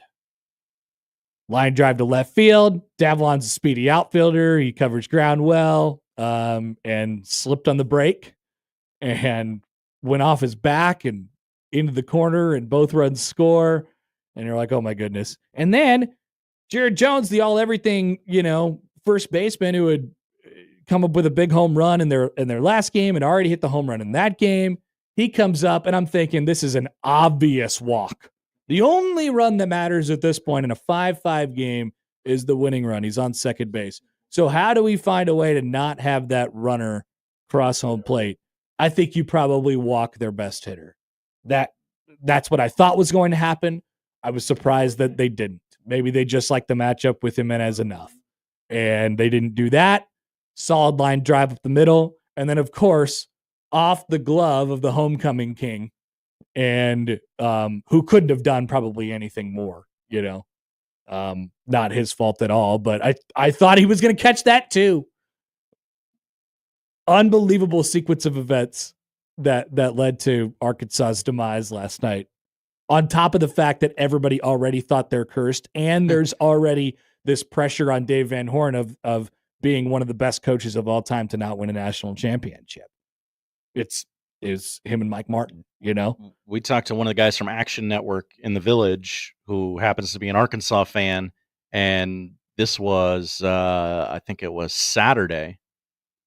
And Arkansas's cursed. Like, they're cursed. It's like, yeah, you're talking to the most analytical guy in the world, a gambling guy. You're like, no, don't worry about it. Arkansas's cursed. Arkansas's cursed. If they lose this game, every Arkansas fan, myself included, will think, oh no, woe is me. And just the way he was talking, I was like, this sounds it's happening very again. Familiar. It's happening again. That fan base sounds like one that I'm familiar with. Oh, they are in their fields. In their fields at the moment. Quick phone call on the Prairie Flower Casino Zone hotline. This is Kevin. Hey, Kevin, what's going on? Not much. How are you guys doing? Good. Yeah, your conversation about the shortstop going to third with that play last night. I was at the last night, and several people asked me what I thought, because I coached baseball for a long time. His momentum on that play was going towards third base. That's why he went to third. He could have got the guy at second, so you get one out. He wasn't going to turn the double play, so getting the lead runner was probably the right call at that point. But then everything else fell apart after that. Kevin, I don't know, man. I think I disagree with you on the whole momentum thing. Like, he had planted his feet. I'm going to look at it right now again real quick. He had planted his feet and he flipped it. Like, he had to come back. Let me see where he came from. He planted his feet and got behind it, right? He could anchor it at second base and take a absolutely sure out. In that case, there's 2 outs and runners on the corners, and still that run doesn't matter on third base because that puts him down by 1. Like, I don't really see the argument for it, to be honest with you. It was shocking to me. Well, yeah. I mean, he wasn't going to get 2. I don't know. He might have. He might have. Well, I don't know. I watched the replay several times, and it looked like, to where I was sitting, his momentum was going towards third, so that's why he went that way. I mean, he got the lead out. They still should have been pretty good, but turning two would have been better. But he definitely, I think, the easier play at that point was going to third base with it. Yeah, Kevin, thanks for the call. I appreciate it. Man, I don't know. Like, I think there's an argument for against that too. I mean, because it's deep in the hole. It's deep in the hole, but it wasn't one of those where he had to like backhand it and he was floating in the direction of the third base line. No, he had planted his foot and did not field it backhanded. He fielded it normally. And had to, in fact, flip his hips to get the throw to third. Right? Like, so I don't know about the argument of his momentum was going that way. I just don't, that's not what I saw. And I still think, maybe they don't get him at first, but once again, I would think even situationally, like you got to sell out to try, right? Yeah. Yes. I mean, I just thought it was a tailor-made, like, let's go to second. We'll get the out there for sure. And maybe we could turn it quick enough to get to first. And if not, fine. We're still up by 2 and the tying run's still on first with 2 outs. But if you think about it, I guess to take a little bit of the heap off of Aloy's shoulders, if that play still happens and it works out that way and Davalon still slips and left, that run still scores anyway and the same result happens. Mm-hmm. But I guess the argument is that it would end up differently. Peter writes it on Twitter. Hi, Peter. At Connor Happer. Last night being an LSU fan was like being a Jays fan against DePaul in the Big East tournament. No business winning that game. I mean, it wasn't exactly that. I didn't think about that game, but we've all seen them. There's every team's had several of them over the years. Maybe not in a moment like that, where it's just like, how in the world did that happen? Let's just take a deep breath. We're fine with it. I mean, for Nebraska football, it's probably Michigan State in 2015 where Brandon Riley went out of bounds. You're like, oh, all right. We won. Let's celebrate. It's great. But might have got away with that one. Might have got away with that one a little bit. But feel horrible for Arkansas. I got a text here from Tommy. Hi, Tommy. Arkansas fans are, in my opinion, the most toxic fans in college baseball. So I can't imagine LSU fans are feeling that bad for them. My in-laws are from Baton Rouge, and they don't feel bad at all. And I think many fans that went to Arkansas for the it was just a regional, in 2021 would agree. That's so funny because that is not the experience that's not the experience that I've had in Fayetteville. I consider them to be pretty knowledgeable and it's a baseball centric community. They mirror their team and their head coach, and it's like, this isn't the SEC fan base that's like, hey, heard there was a party up here. No, they go to the baseball games. Yeah. They love the baseball games. They have baseball fans, right? So it's not like they're just drunk football people that show up and are like, what the hell is going on here? No, I get a lot of respect for that fan base and that team and obviously the coach. Now there's some bad eggs in every fan base, right? Sure. And maybe I'm sure things got Tommy a little rowdy at some them. Yeah, I'm sure things got a little rowdy at some point. And yes, in that regional in 2021, I was there. That was one of the times. They are conference rivals who probably don't care much for each other. In the case of last night, yeah, but for Nebraska in 21, they got after him a little bit. Yeah. But Nebraska played into it. I think you would admit that as well. Nebraska enjoyed the fact that they were playing the antagonists that weekend in Fayetteville. So, yeah, a lot of stuff going on there. Totally not cursed. I totally don't believe in curses. Definitely totally not cursed. Not at all. All right, we'll be back. Josh has the odd news when we return on 1620 The Zone.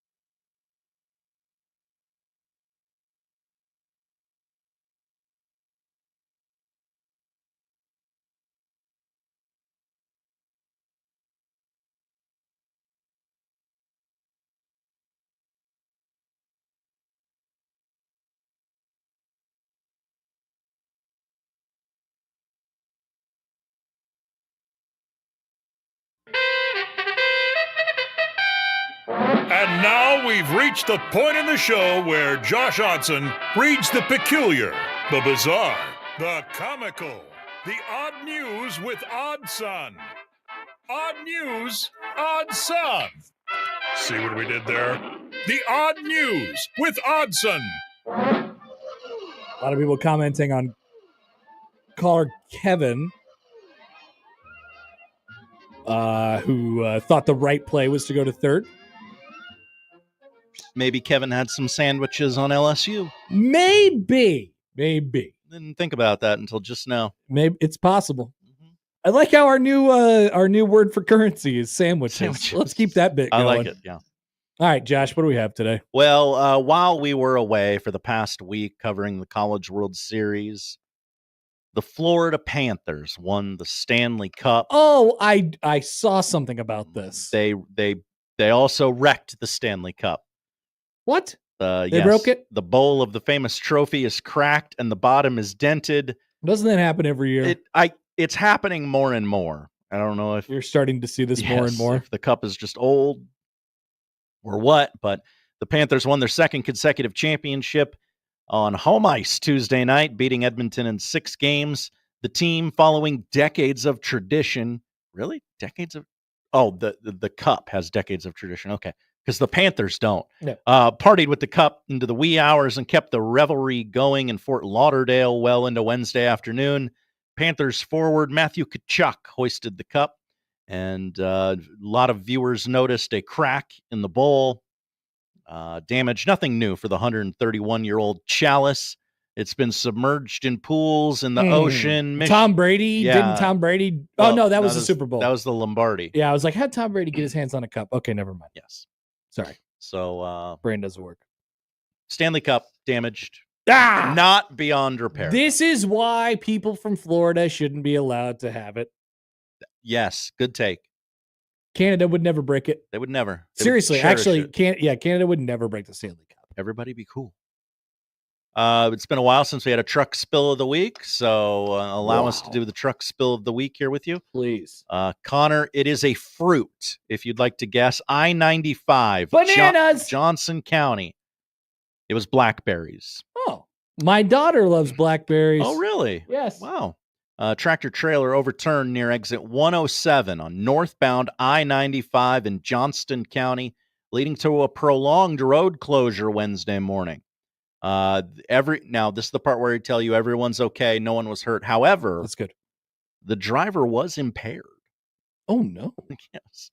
The trailer hauling can't be drunk driving a blackberries. Hauling tons of blackberries when it overturned after hitting the guardrail about 12:30 Wednesday morning. A New Yorker was the only person in the truck. He was taken to Smithfield Hospital for very, very minor injuries. The road was closed for 8 hours while the crew cleaned up the blackberries. And then was he booked for? I'm going to guess there was a booking afterwards. Okay. Yes, I don't have that in the story. Seems logical. Man, blackberries. They didn't even stay intact. The one photo I saw, there was quite a bit of jelly on the road. Hate to see it. It's going to up the price of blackberries all over. There's now a shortage. Yep, now it's going to be the new eggs. That's right. Poll question: are blackberries the new eggs? Okay, you got that? Yep. Well, I tell you about a Florida man who was arrested outside of a St. Petersburg resident. The charge, calling 911 16,000 times. Yeah, you can't do that. Over a 5-year period. Police have labeled the 72-year-old man a recurring caller. He has placed 3,400 calls to 911 this year. Okay. How many times do you think you've called 911 in your life? It's got to be less than 6. Less than, I was going to, my number was 10. Okay. I think it's less than 10. I could recall like probably 3 times in the last 4 or 5 years. Wow. Eventful. Well, yeah, I had some carbon monoxide situation. That's the one I remember. And then I was the witness to a horrific accident on yeah. I-76 in Colorado. Oh my goodness. And they were like, Yeah, we've got some calls about that one already. I'm like, all right, thanks. Okay, good. Bye. Yeah. Oh.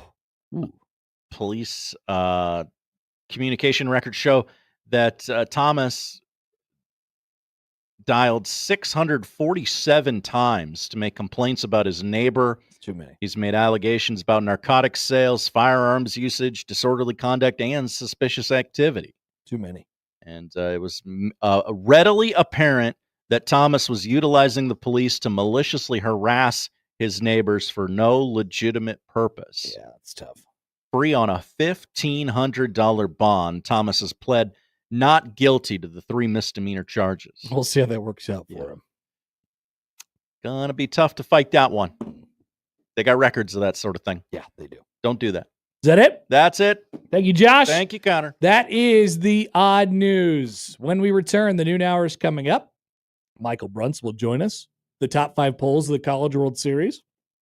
I will try to get this Roku remote to work. Yeah, what do you got? I don't know. Maybe it's a battery situation. I'll call Chris Prudon. Ping the box. Ping the box. And paint the studio. We'll be back after this on 1620 The Zone.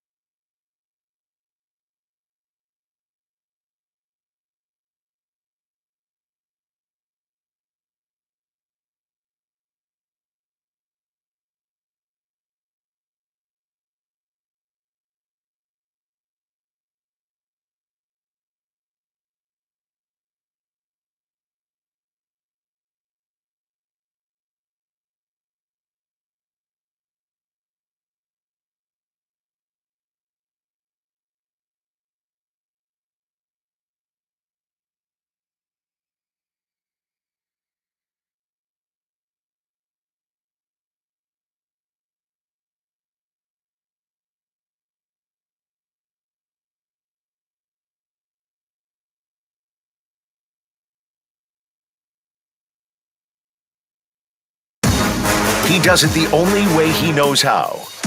With his massive sports brain sprinkled with a smidgen of rabble-rousing. Let's get back to the Connor Happer Show on 1620 The Zone. It's Miller time. Oh, yeah. You hear that? It's just Diet Coke. But boy, does a can of Diet Coke sound awesome right now. Why is my screen so blurry? If you're watching along with us on YouTube, it just completely lost focus. Josh, are you seeing this? I am. No, yeah, I am. If you get real close, it focuses. I don't know why. Why does it look like why does it look like I'm a witness protection guys? Like I know something, but people don't want to see my face. Well, I believe Arkansas is cursed. I am not a crock. All right. So I'm just going to be blurry the rest of the show, it appears. Let me see if I can reset that. Oh, that might be a little bit better. Yeah. Anyway, we're getting there. Been drinking a lot of Diet Coke out of a bottle. You know, it's just not the same. There was a couple times I had to go down and I had to get a cup of ice. That's when young Matt learned about the wonder of coffee and Powerade combined. It's not a thing. Which is absolutely, unequivocally not a thing. But great to have a Diet Coke in a can, which is the best way to drink a Diet Coke, and I won't hear any other arguments. Now, a lot of people would say like McDonald's fountain. Yeah, sure. Because they got their own proprietary. You're right. Thing. I'm thinking either bottle or bottle or can, or people do the glass bottles. I never really have seen the appeal of that. I think the little spout to get it out of there is too tiny. I believe the Coke that's in there is better though. The Coke that's in there is better. Yeah, it's like real sugar and not whatever the kids are using. No, nowadays. sometimes they put the regular Diet Coke and the regular Coke inside the glass bottle. They also have like the Super Coke. Yes. Have you heard of Super Coke? Have you heard of Super Coke? Heard of Super Coke? That was like Matt McMaster getting his super score on his ACT. Not a thing. Definitely not a thing. Baymon says if you grew up with glass bottles, it doesn't get any better. Nope, I didn't grow up with glass bottles. I grew up with plastic bottles and cans. And I still remember all sport machines. Oh, yeah. Remember those? Those are fantastic. I remember. Constantly trying to ask Trev about it. Well, I'm trying to watch a baseball game, but I can't because this remote doesn't work, so we'll figure that out a little bit later. But Josh, you brought something to the world's attention in the last segment. By the way, Jason Todd writes in, bottled soda never gets cold enough. Good take. Good take. I agree. That's why you put it on a little thing of ice. Anyway, Josh, no, you tweeted this out at Happer Show 51 minutes ago with the caption, "Oh no, disaster. What a bad idea." Oh no! Disaster! What a bad idea! What could it possibly be? Oh, it was probably the Arkansas thing from last night. That was a disaster and a bad idea. No, instead the picture was this, if you're watching along with us on YouTube. And I said, I know that's Matt Rule. It kind of looks like AI Matt Rule. It kind of looks like Facebook AI Matt Rule a little bit. He's clearly doing a face. Is it possible that it's Facebook AI? Is this a Facebook AI situation? I don't think so. Okay. Well, you never know these days. That's true. I suppose you could usually tell when it's the weird Facebook AI stuff. That's Matt Rule in front of the tunnel at Memorial Stadium, or as the kids call it these days, Memorial. I don't care for that. I don't either. Standing with a young boy. Who is this young boy? This young boy is almost as tall as Matt Rule. Yeah. Who is this? That's Baby Gronk. So this is Baby Gronk. Yeah, he's not a chonk anymore. Many sightings of Baby Gronk over the last week or so. Too many. Yeah, he was on social media. He's at the College World Series. I think he's somehow figured out his way into like the bottom, like the first row, not in the Livy Dunn, Paul Skeens row, but in the handicap section down there, but like the first row of the actual seats at the Chuck Box, and people were kind of coming by, and they were like, "What? Who is this?" And I'm like, "I have no idea. I'm ignoring this entire situation." He was wearing a Royals City Connect jersey. Well, he was just at a Royals game recently. Okay. So And now he has apparently stopped by at the Matt Rule football camp or something. I don't know what's going on over there today. I don't even know what day of the week it is. But thank you, Josh, for alerting this to everybody. This is Matt Rule doing his weird finger point at Baby Gronk, who is now taking an unofficial visit to Nebraska. with those big gloves of his. If you're Matt Rule, you have to say, like, sure, I'll do a picture with you. Yeah. Because you can't be like, no, I'm not. Because what if he's a recruit? Uh-huh. Yeah, you can't.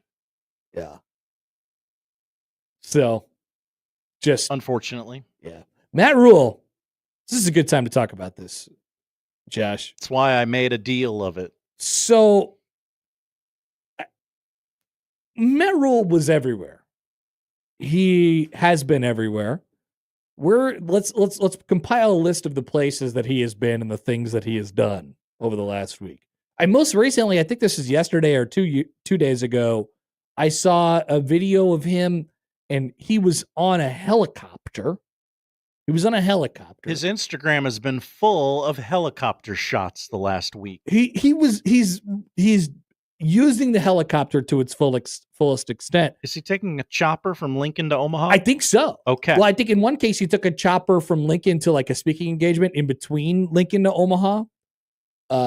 Maybe it was at Ashley. I don't know where it was. Whatever. I saw a video of the chopper landing at whatever place this was, and he must have told the chopper pilot to fly over his house because his wife had people over and for a company deal for the company that she runs. And he was like, fly over my own house as fast as you possibly can. And the pilot, of course, did so. And then Matt Rule went to whatever event. He's been cooking burgers with Nick Hanley and Sean Callahan. That's right. At the Dingerville, sorry. And he has been showing up at baseball games. He was at a College World Series game, and endless times has shown up on various social medias. This was going back to last weekend. Now it was he was jumping off of a tractor. Did I see this? Jumping off of a tractor. They got him a tractor. Who's they? They got him a tractor, or he wrestled a child. Yes. At some point. At the 7-on-7, he was... Seriously, Matt Rule's Instagram is a wild follow because he uses it in this kind of off-season Definitely in the period, summer, yes. And his stories are wild. He did a 7-on-7 drill of some kind with a person that I was told was kind of the Richard of the camp. Sources reporting to me. The Richard of the camp. What's that mean? What a magoosh. Okay. Like the child? The child was? This was not a child. This was someone at the boneyard. Okay. Where can I bury my bone camp? Okay. All right. So the point here is Matt Rule's made a lot of appearances over the last week, really, since we've last convened. And I don't want to have a take about this, because if I have a take about this, people aren't going to want to hear it. But I just have a question. Is it really a good thing that he is always in so many places and he's always doing something? And it seems to, like, I get what he's trying to do, right? Because if you're looking at it from a positive standpoint, you're thinking, oh man, I love the fact that he's out there. He has pride in Nebraska. He's talking to the kids. He's doing his cool finger points, whatever that is. And, front door to the program. He can, and I'll tell you this. He is the type of person who can fit in anywhere. You slap some cowboy boots on, he's perfect on the farm. You slap a chain on him, he goes to an Italian dinner and he says, give me the gabagool. Like he's got a little bit of everything. right? He's met enough people in his life and he's been enough places. He's a chameleon. He could do that. And that does not seem disingenuous to me. That it's not an act. No, that is not an act. That does not seem disingenuous to me. But what I'm asking is it it feels really showy to me, and for all of this, I guess it doesn't really mean anything except for this. They better win. Mhm. Because if they don't, it's going to grow very tired very fast. There's a lot of You're going to need to win. a lot of look at me in his Yes. and Dylan's Because people see this. get down. People see this. Mhm. And they're like, look at and then all of a sudden they lose to, Illinois or something like that. And next thing you know, you are getting called out on Twitter by the other team's fan base or whatever because you're all hat and no cattle. Right? Yeah. Remember what happened to Coach Prime last year when they played Oregon? Do you remember this? They do it for clicks. They do it for clicks, Josh. That was a bad look for Colorado that day. That turned out to be a pretty decent football team. Some team that beats Nebraska this year is going to tweet out a final score graphic With Matt Rule jumping off a tractor. And in all caps, they're going to the caption is going to be "Get to the chopper." That's what I'm saying. And he can handle it. He's a big boy. He can handle it. But we're feeding the beast a little bit here. They better win. You better win. Now they better win in general. In general. But you definitely better win if you don't want to hear it from everybody, because you're going to hear it. It's June 19th. Like, it's not like I'm saying, oh, he should be doing XYZ instead. Right. No. I'm not doing saying- that. That's an old take. Yeah. That's an old take, and I'm not doing that. I'm like, he should be busy. He should be grinding Yeah, tape. yeah. No, that's stupid. No. Coaches have lives. People have lives. They could do whatever it is they want. This is the real off season. But Right here. this is Nebraska has a football coach right now who is as public as any other football coach they've ever had. I would say more so. Agree. They rarely and Nebraska is a place that is a little conservative. It's a little reserved. We work hard and we do the right thing and we let our play do the talking. Right? Am I wrong to describe Nebraska that way? No, not wrong at all. Okay. It's different. It's different. Like, remember Bo? Do you remember Bo Pelini? I do remember Or as some Bo people Pelini. call him Bo Pelin, Josh. Bo Pelin didn't do anything. He wanted to take his 2 months off during the summer, go home, and never have to hear from Nebraska fans again, but then would go on the football field, go out and quietly recruit and not be in any photo shoots or anything like that, or not show up at any events. And people were like, oh, I mean, I just wish Bo did a little bit of that stuff. But guess what? We were willing to put up with it because he won. Because he won. 9 games. People forget every single year. But at a certain point, the on the field stuff and the off the field stuff and the yelling and the shouting and the whatever, became a little bit too much, and people didn't like him internally. And so he got run out of town. And then he called the athletic director the C word. Many times. That was after he got run out of town. So I noticed that this week. I don't have a problem with it. It just feels a little bit showy for me, and it feels a little bit, I don't know. I don't think it's disingenuous. Do not put it on the internet that I think it's disingenuous, because I think he really likes to meet people, and I think he likes to go to different things. And I think from Nebraska's perspective, it's like, yeah, anything we could do to get the attention and get people talking about Nebraska, that helps us from a recruiting perspective and all that stuff. Like I guess, I don't know. Maybe I wouldn't really rather have it on this side of the ledger than like the Bo side, where he just wasn't, he just didn't really go there. I'm not sure. But it will it will grind at people if they don't win. And he will not be invited to as many places next off season if there's not some improvement. So let's go to the comments here. I wanted to see what you guys thought about this.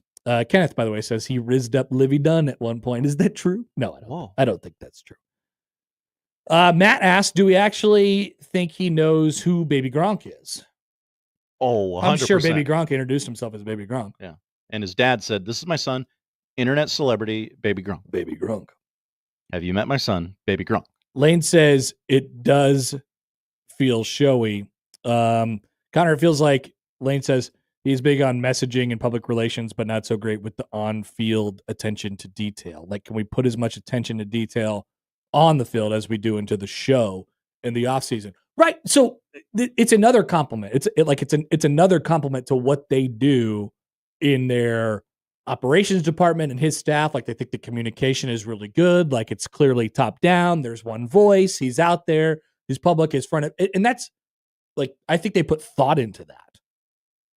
And so what they do to showcase the program, and he shows up on Rome last week, or he shows up on McAfee to however many weeks ago that was. Now it could have been 6. Program. Right. Nice, Josh. You really know your radio shows. I do. That he wants to do that because it's an opportunity for Jim Rome to talk about Nebraska. Yeah. Like, great. You're exposing yourself to a completely different audience than what you are around here. But it's still here. You know what I mean? Jim Rome ain't talking about Nebraska football any other day of the year. No. Travis, right? Hi, Travis. The reason I am fine with it, it's not like he's going out of his way to create content, but rather just doing it within the job. I don't know. Maybe we're getting close to the going out of his way thing. It's a big time for the state. Omaha's on display. Yeah. Like, you want to be a part of it. Matt Rule's going to be there. Like, obviously. All of those things. All eyes on Omaha. Matt Rule says that's a quick chopper right away. Yeah, I'll just let me get into chopper real quick and I'll be right there.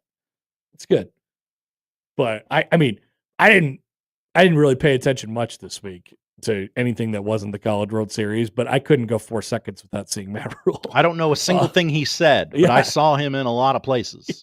Yeah. He was in a lot of different places. Once again, not mad about it. Yeah. Don't put it on the internet that I'm mad. I just think it's a really different approach than a lot of the coaches have had around here. I would like to see his scorecard. It's not even like an approach like from the perspective of, I think he wants to do it because of all the reasons I've said, but I do think it's his personality. Like, I think he's that guy. Yes. Yeah. He wants to be out there. He absolutely does not mind it. He likes being the head coach at Nebraska. Football coaches have come here and they have not liked being the head coach at Nebraska. Mm-hmm. They've just liked being football coaches. Matt Rule likes being a football coach, but I think he's found himself really liking being the head coach at Nebraska a lot more. I mean, think about it. He gave the keys to the offense to Dana Holgorsen. Mm-hmm. Right? Yep. His fingerprints are going to be all over the defense. Oh, Phil Snow is here. He's not the defensive coordinator. John Butler's the defensive coordinator, but Phil Snow's there for Overwatch. Matt Rule has sort of elevated himself into a position where he's kind of like the overseer, the GM, like all the big decisions run through me. It's not the same definition of head coach as it was when Bo was here, or as it was when Bill Callahan was here, or Frank Solich, or Tom Osborne. No, it's not the same as that. So, I think he probably sees it as a really good opportunity. I'm the face of the program, and all of this other stuff is handled. So let me be out there in front of everybody else. So,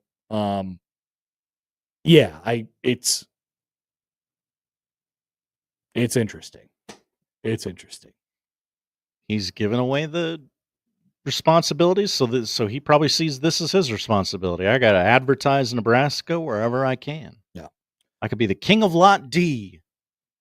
Didn't see much in Lot D. No. Chopper didn't have a place to land over there. He could have owned that place. What if he would have flown the chopper over in a Lot D?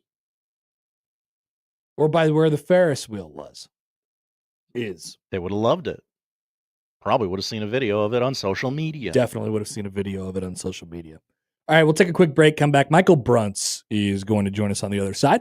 We will ask him about this and plenty more. What's going on with recruiting, things of that nature, and maybe some baseball as well with Michael Bruntz of Husker 247 coming up on 1620 The Zone.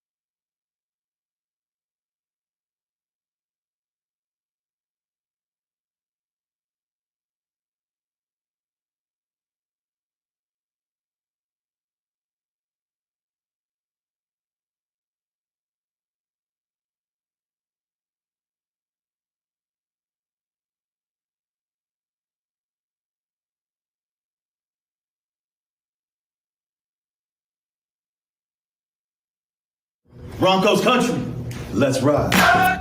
breaking news. Michael Bruntz. This is the second time that breaking news has happened right when I come on the show. That's a good life lesson to be learned in all this. If you're going to give somebody over $100 million, make sure they're not weird. Michael Bruntz, Husker 24/7. All right, we're joined now on the Prairie Flyer Casino Zone Hotline by Michael Bruntz of Husker 247. Hello, Michael. How's it going? It's going good. I had some coffees in the daytime over the last couple days. What was your latest coffee? Probably about 3:34, somewhere in that range. Okay. You're not like after dinner now, right? I Like considered it. I considered it like at like 8:30 one night, I think. Yeah. Okay. Well, you're well on your way though. Oh yeah. You understand that, right? Oh yeah. I'm in a good spot. Our new friend, young Matt McMaster, he was trying something throughout the series that I'd like to get your opinion on. He had a coffee, and then he also decided. Now, what was the theory? What was the reasoning, Josh, behind this? Hydration. I'm sorry, I don't know. Okay. He poured Powerade into his coffee and thought that was a good idea. Would you like to comment on this? That's not a good idea. Okay. It's like what flavor was it? A blue. It was it was horrible. No. That's bad. Have you done the coffee nap? Have I told you about the coffee nap? No, please tell me. Basically, you just hammer a cup of coffee as fast as you can. Try to lay down for like a 20-minute nap before the caffeine kicks in. And then when it kicks in, you're up and ready to go and perked. So you've rested, you've got the caffeine, and you're getting kind of the best of both worlds there. Whoa. Is that like a common thing, or did you make that up? No, me and a couple friends figured it out. After having kids, it was like you need a power nap, but you don't want, because the problem is like if you go down for the nap, you sleep for more than like a half hour, you're just toast. You're done. Right. And there's some experimentation figured out that it's about 20 minutes. You got about a 15 minute window to sleep after the coffee, and then you get about 20-minute nap, and you're good to go. Whoa. Okay. All right. I'll try it at some point, and I'll text you. I'll let you know. Yeah, let me know. It's kind of a game changer. Do you think, Bruntz, that Arkansas baseball is cursed? Feels that way, doesn't it? Mm-hmm. What was the most surprising part of that whole thing to you? Was it, because to me it was the non-attempt at the double play. Okay, so I think that one's number one, but a sneaky number two is not walking Jones. Yes, I was texting with a couple people while it was happening, and I was like, why pitch to him? The run was insignificant at that point. Correct. So that one was a surprise to me as well. I don't know if the shortstop, if just, the situation lost, where he was supposed to go, because it felt like my theory is that he maybe thought they were only up by one. Okay. But that's my theory. I don't know that at all, but maybe it would make sense if you were only up by one. Got it. Because the way he turned and threw over there did not seem like there was, something firing in there that like, look, we need to get two here. So that's why I was a little, I was surprised. So, yeah. I think that one to me was probably the biggest head scratcher. And then certainly the pitching, continuing to pitch. Because did he see a fastball in that at bat? Like it felt like it was a bunch of like off-speed breaking stuff, and I was like, somebody's going to hang one here. Like it felt that way. Yeah. Guys aren't going to be able to spot that up in college like 4 times in a row. Yeah. So it was a really well played baseball game. It was a great game all the way up until that, and then I kind of felt. I mean, the prevailing thought was that I felt bad for Arkansas at the end. Is everything okay over there, by the way? Yeah, sorry, we got a new dog, and very excited about everything right now. So we're good. But no, it was a well played game. It kind of sucks the way that it finished. I mean, I was kind of hoping for another game of that. But more baseball is always good in my mind. So, but yeah, I mean, to go back to your initial question, yes, Arkansas is very much cursed. What's going on in Nebraska football recruiting right now? Where do things stand as we head into the middle, I suppose, of the summer right now, as Nebraska loses a commitment over the last couple of days from CJ Bronall. They've gotten a couple over the last week or so, or one, I suppose. I guess where do things stand right now, and is it registering on the panic meter yet? Yeah, I mean, I think there would be more panic if it was going to be a bigger class, but I mean, just the numbers that Nebraska has, it's not going to be a big class. I do think they're going to be able to double back on some guys if you have some success during the season. But yeah, I mean, it's the thing that's a little tough is that, a lot of these guys that you're bringing in June are kind of your top targets, and Nebraska has not been able to close on a number of those guys.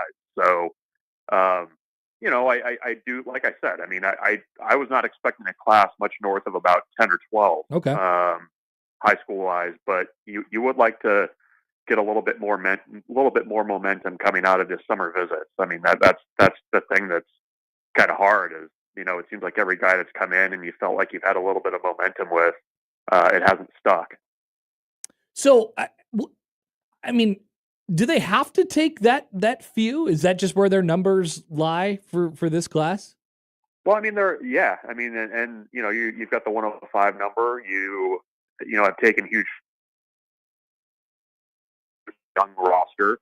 You're going to take guys out of the portal, so that's kind of the rub of where things are at. And I think Nebraska was also being very strategic, or kind of taking its time and kind of wanting to know what the house situation was going to be. So that was another kind of wrench in things too. Bruntz, how is baseball sort of picked things up over the last week or so? They have to be getting close to, where they want to be as far as the transfer portal is concerned. Yeah, no, I think they're hitting the what they need to. They've added some big bats in the middle of the infield, which they were wanting to do. The big one is, do you have another potential weekend arm out there? I think they're still going to be adding. I mean, I think they're still talking with guys. I think there's still thousands of guys in the transfer portal, which is crazy to say. But I think they're looking for a little bit more power, a little bit more pop, and a little bit more kind of that front end weekend pitching that everybody's kind of looking for. But they've been pretty strategic. I like the ads that they've made so far, and we'll see if they can kind of continue to keep that rolling. But I don't think that I think everybody kind of felt like the sky was falling when you had a bunch of guys enter the portal, but I don't know that that's necessarily the case. Yeah, and how about the idea of? I mean, they've gotten guys from various different places at this point, but a couple of them are from smaller schools. I think we talked about one of them last week. Like, this is an area where Nebraska has kind of picked up a little bit, good players, who are really, really productive at maybe just a smaller school last year. In baseball, that usually seems to translate pretty well. Like to this level, especially in the Big Ten. I kind of like that approach. Well, you have to remember, I mean, the guy they picked up from Augustana, it's a D2 school, but he pitched a whole summer in the Northwoods League, which is about as good as you can get summer ball wise.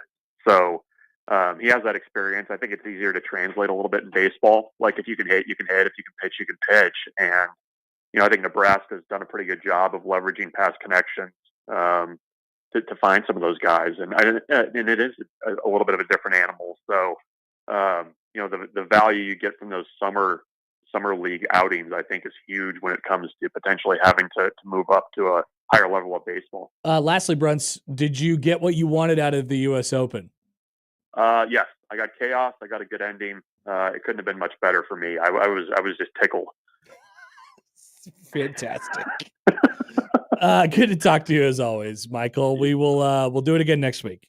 All right, sounds good. Thanks. Michael Bruntz of Husker 247. I didn't know about the new dog situation. That's gonna be a problem. Dog wanted to say hello. It sounds like he got a tiny dog. Yes, good. Yep. A yapper. Oh, yapper. Yeah.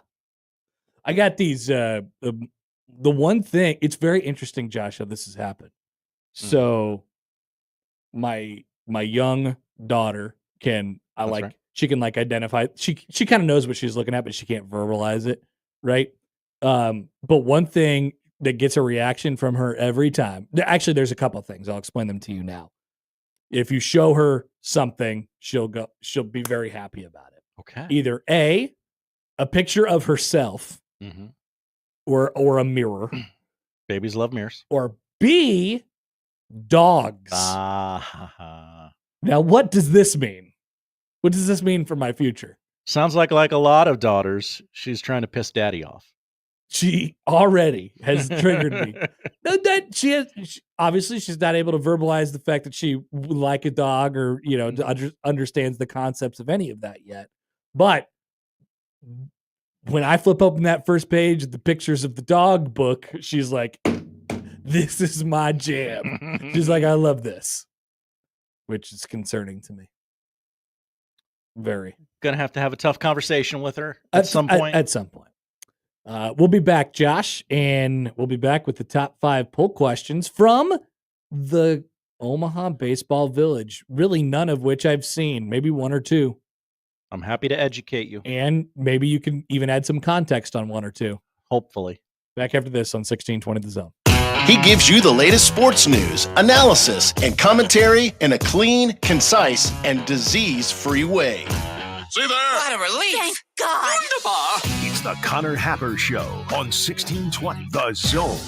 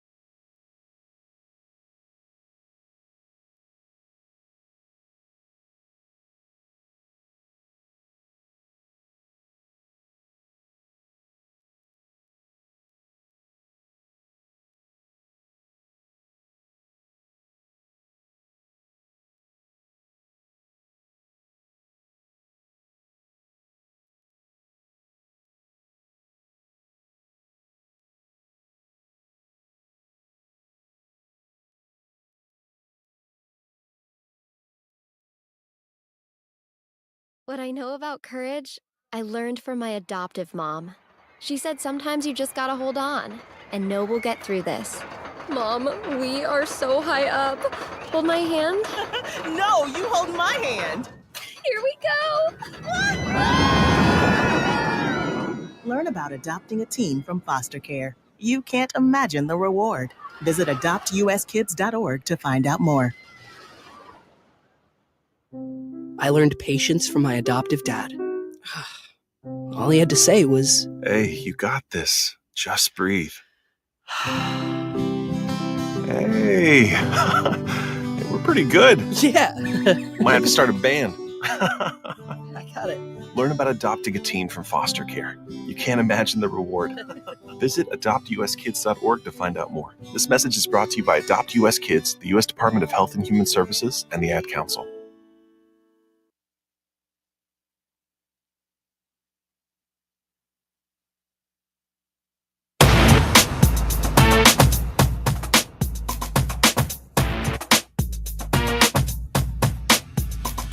Josh, your wife has tweeted into the show. Oh, no.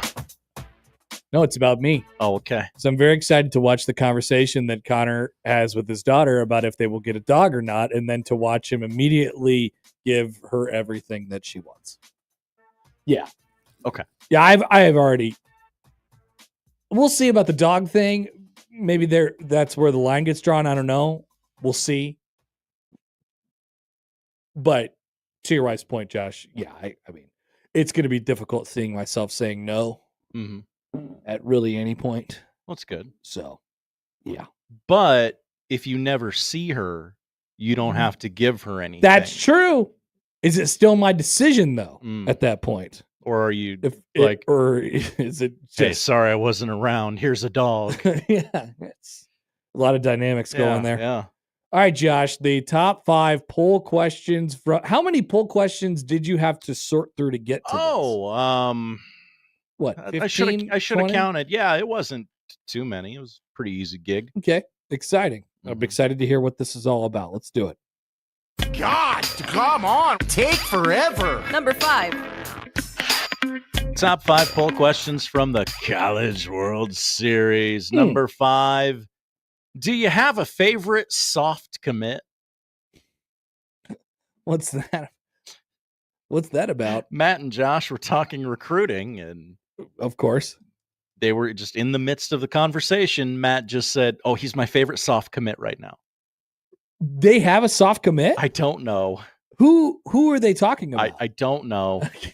That's breaking news. I know he said he's my favorite soft commit right now, and that made a cartoon light bulb pop up over my head. Yeah. Because there's no What a way. ridiculous thing to say. Yeah. 73% of the audience said no.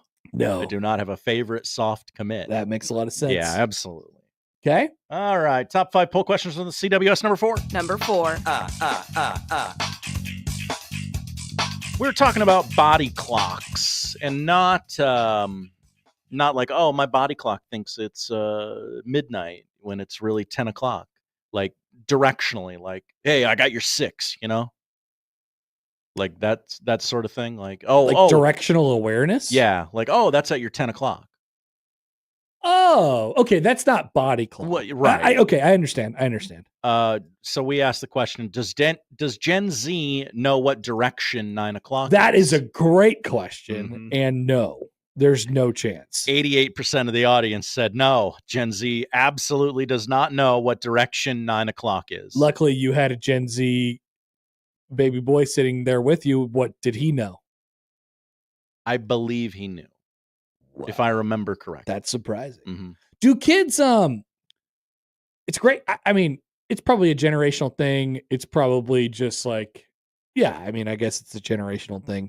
So, but I know people my age and older who just aren't tied to it. Like, I always know, if you ask me which direction I'm facing right now, I'll tell you. Like north, south, cardinal east, directions? Yes. Yes. Impressive. Do you think the kids know that? No, not a chance. Is that a kid's thing, or is that just like I always have to be aware of things? I think it's a phone thing. Like, I'll just figure it out on my phone. I don't need to learn anything. Okay, so did the kids learn clocks when they came up? When they were coming up, did they have a whole unit on clocks?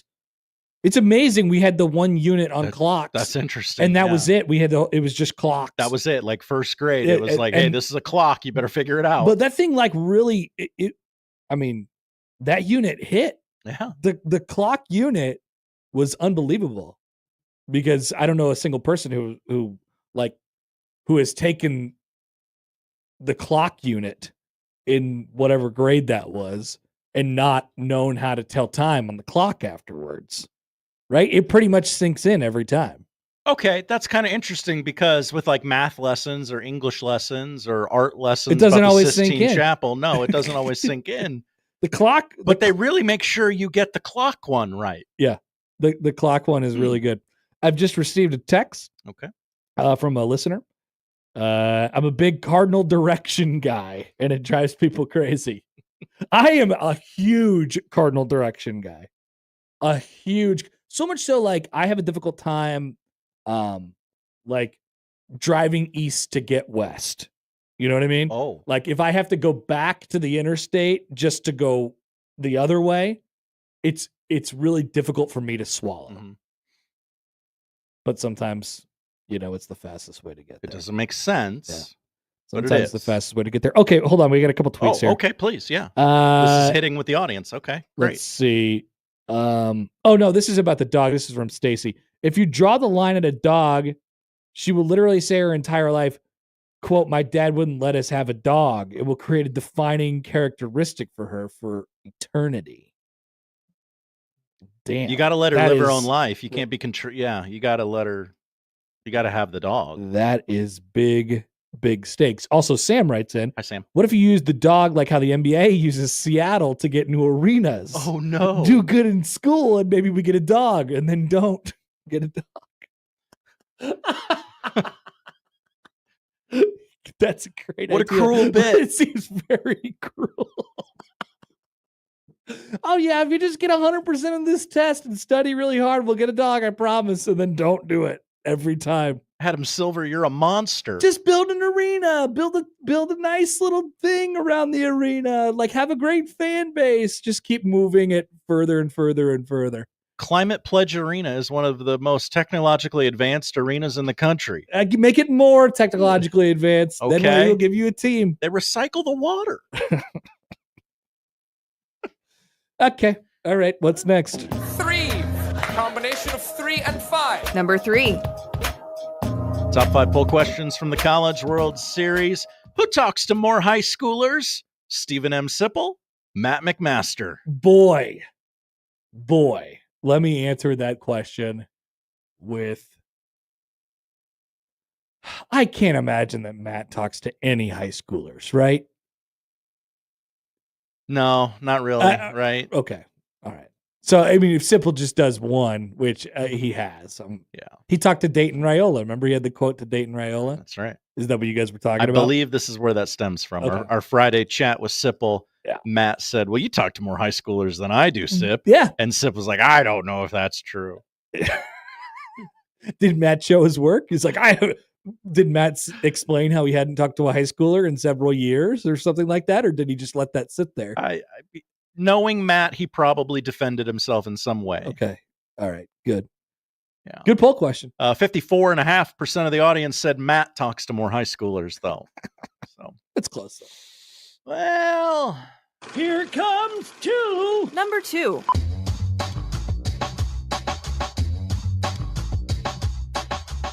what is happening in this baseball game? These are highlights, right? No, this is happening in real life. They just hit back-to-back home The runs. Yankees are just scoring runs at will. On back-to-back. I think it was on back-to-back pitches. Okay. Sorry, I got distracted. I don't normally do that. There was also a 2-second rain delay. It was very odd. Do they not have radar? Whatever. Top 5 poll questions is CWS number 2. Will Matt McMaster call producer Josh daddy today? I would imagine like 78% of people said yes. 61% of the audience said yes. And it was higher than that early on. So Matt checked the results at about an hour into the show. And voted with all his burners. Saw the way that the wind was blowing on that and just gave up and called me daddy. Okay. All right. He wasn't going to at first. And then he gave in. Yeah. Just possibly worse. Caved into the peer pressure. Yeah. That leads us to the top poll question from the Omaha Baseball Village and the College World Series. Make it so, number 1. Number 1. And Connor, it's a movie question. Oh, perfect. I'll definitely understand the reference. Is Cars better than Oppenheimer? I wonder who came up with this. We were talking about movies. Yeah. Our excitement for movies. And Matt said, yeah, I have my top 10 movies of all time list on the Notes app on my phone. And Cars is in it. And so Josh and I immediately did the right thing and said, pull that list out and read it to us. Uh-huh. And I believe Cars was 7 and Oppenheimer was 9. That's awesome. So there's something the kids The kids of him and Nick, like that generation. Yes. What's the deal with that generation in Cars? That's their Lion King. Yes, That's their No, but like they take it too far. They say, Josh, they're like, no, Cars isn't just a movie. Like Cars is a way of life. Like Cars is everything. So, but I never took it that far with Lion King. I love Lion King. Lion King is a great movie. I would possibly put it in my top 10, but I wouldn't say like I read the Bible of Lion King. You know, Yeah. like they think they live in Cars universe. They really do. When did that movie come out? I'm gonna guess 2006. Wow. Ooh. It was. I never saw Cars. Oh, really? I never have seen Cars. Okay. I get it's it. It's a fine movie. It's very good. I know what's going on. My close personal friend Larry the Cable Guy's in there. That's right. But I never have seen it. And there has been how many Cars now? 3. They did a spinoff called Planes. Okay. That was starring Dane Cook. If I remember tough right. look. I got another text here. People were like that with Shrek too. Did people do the Cars thing with Shrek? It was like, that's my personality. I'm a Shrek guy. What is wrong with you people? Yeah, right. Yeah. What is wrong with you people? Just be normal. Okay. Aaron writes in Hi, Aaron. on the text line. His list had some really good movies and then also had like one of the worst Pixar movies. Like Cars is fine, but it's not even in the top 10 Pixar movies. That's right. Yeah. It was a jarring list. It was like very it was a good list, and then there was Cars. It was a pretty good list. It had Cars in it for some reason. It was very eclectic. Like it had old stuff, it had new stuff, it had all different kinds of genres. Yeah, that's cool. Like it was clearly well thought out. And then it had Cars. Cars. Do you think he felt peer pressure from his generation to put Cars on there? Oh, because interesting. He might be ousted from Gen Z if he doesn't put Cars on there. Yeah, maybe a little. It's possible. Definitely. Wow. All right. Thank you, Josh. Thank you, Connor. Thank you for the information. That's good stuff. I needed that. Now I have more stuff to make fun of Matt for. I feel you're caught up, which is exciting. All right, we'll be back after this on 1620 The Zone.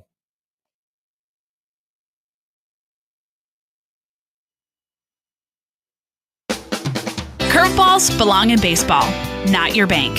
When you choose Access Bank for your personal or commercial banking needs, you'll know what to expect every time. Personalized, all-in-one service from experts who know banking and the Omaha Metro. Access Bank has convenient branch locations and easy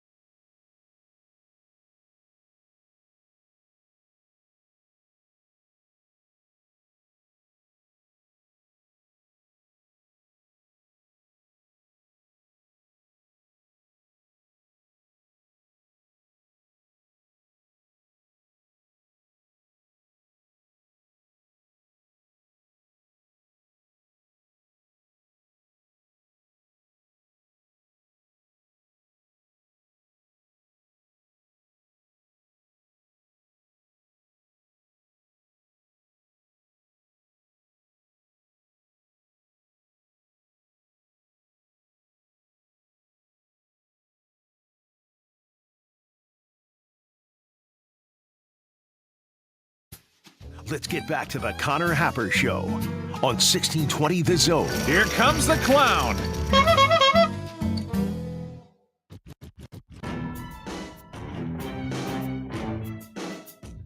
All right, so we got a Yankees-Angels game, and in the middle of this game, they are letting children do their broadcast. And not like when we normally say children, it's somebody in their 20s or 30s. No. These are real children. Literal children. Probably, I don't know, like 10-year-olds? Yeah. Maybe 8, 10-year-olds? Kid sounds pretty good. Yeah. Play-by-play guy's got a future. Get some good pipes. You know, he's got to add some more, but he's got the regular stuff down. He's got the, pitch inside for a ball. Sign him up. Knew the get him in there. Throwback to first, all that stuff. Oh yeah. That's they bring him different there. Yeah. Yankee fans, they're very, very well informed. I just saw this. Josh, welcome back, everybody. 1 o'clock hour, the Connor Happer Show on 1620 The Zone. We have some FOIA reporting on... What's Pablo Torre up to? No, this is not a Pablo Torre joint. This is from the St. Louis Post-Dispatch. It's also running in the Columbia Missourian from Eli Hoff. Mizzou spent $31.7 million on NIL for athletes in the last year, record show. $31 million. The whole was that the department or the football team? The department. Okay. Mizzou's NIL spending reflects the university's push to compete in football and men's basketball under the terms of modern college sport. So, and there's a lot in here, and I'll get to some of the numbers in a second. But first off, let me say this. If you spend a lot of money in NIL, like if you are actually competing with everybody else, there's been all this conversation about how we're never going to know. Oh, we're never going to know. We're never going to know what they get in rev sharing. We're never going to know what they get in NIL, and it's just not. We're never going to get those figures, and they're protected by these certain. Which, by the way, I'm not sure that they are on that rev sharing thing. People are going to be able to figure it out. Anyway, that's beside the point. But the conversation is like, do we know? Do we want to know? Does it behoove the schools to tell? Like, if you're spending $31 million a year on NIL money, and this is before rev sharing, wouldn't you want to tell people that? Wouldn't you want to send the message of yeah, we are. I don't know what you think we're doing. I don't know what other schools are telling you about what Missouri's NIL situation looks like right now. But here it is. Take our files. We spent $31 million on student athletes last year. Mm-hmm. And we'll spend X amount of money in, we'll spend $20.5 million in revenue sharing. And then you could specify it for each team. So what's funny about this one is that number for Missouri is a little bit inflated, right? So here's a breakdown of Missouri's NIL spending by month. Starting back in September of 2023, going all the way to this month, which is the invoice from last month, right?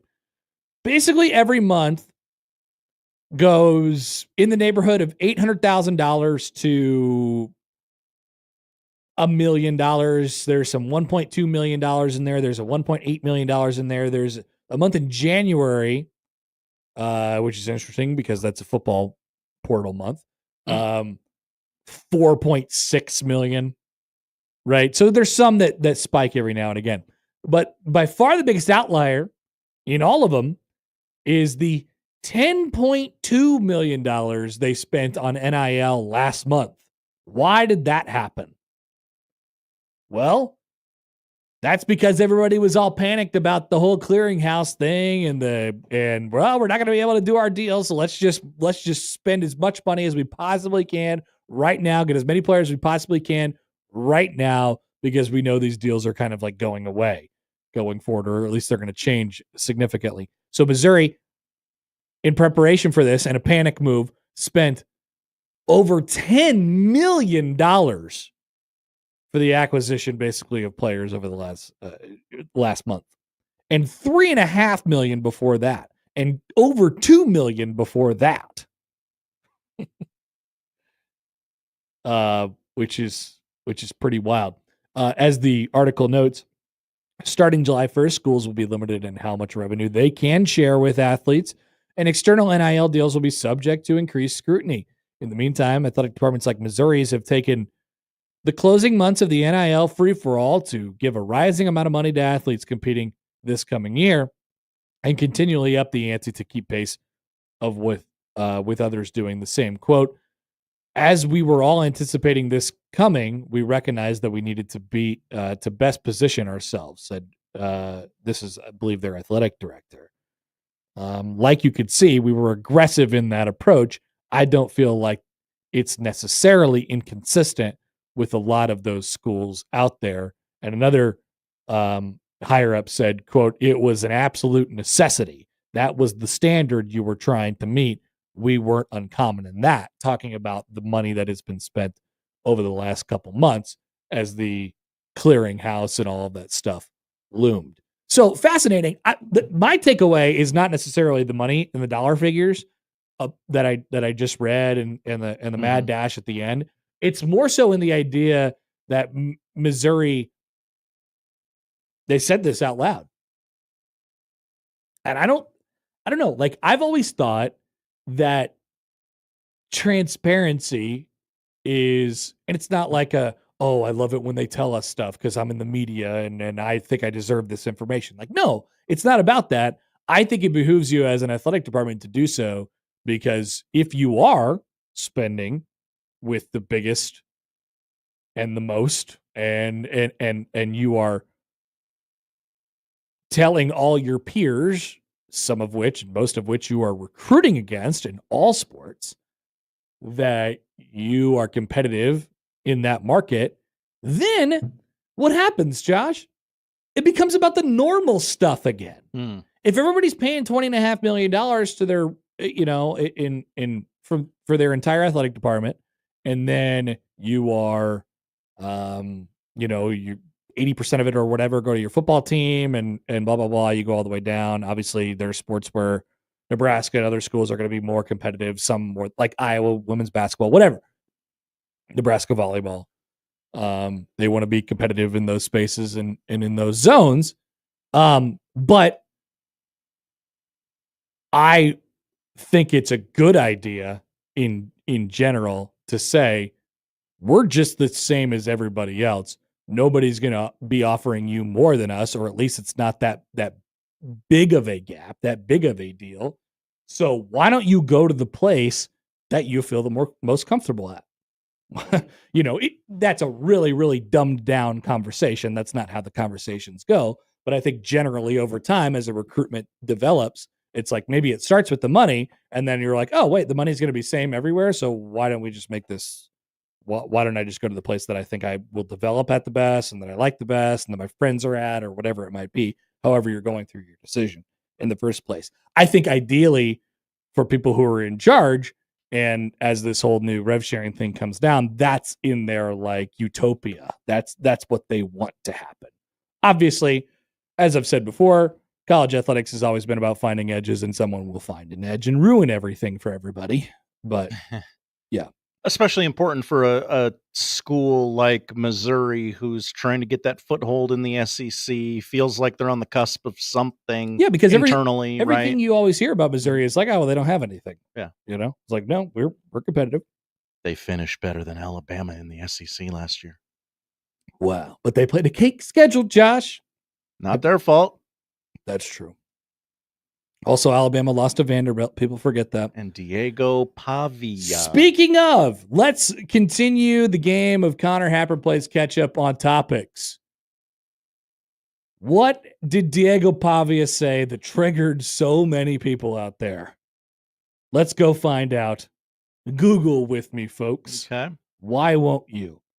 All right. I have a quote in front of me. He was on the Bussin' with the Boys podcast. I'm familiar. In addition to making comments about Vanderbilt's future and his NIL offers after the 24th season, Diego Pavia, who, by the way, has like ruined everything in terms of eligibility, took some jabs at the quality of play in the Big Ten. Pavia was asked by hosts Will Compton and Taylor Lewan, who both played for Big Ten programs, if he fielded calls from the Big Ten teams this offseason about a prospective transfer. And he answered with this, quote, "You want to play with the best. You don't want to play with the Big Ten. You ignore those calls." Now, have we seen video of this? That sounds sarcastic. We discussed this at the Village, and we did not have the video, so we didn't know the tone. That sounds sarcastic to me, Yeah. especially given that he's looking dead in the eyes of two Big Ten alums. Mm-hmm.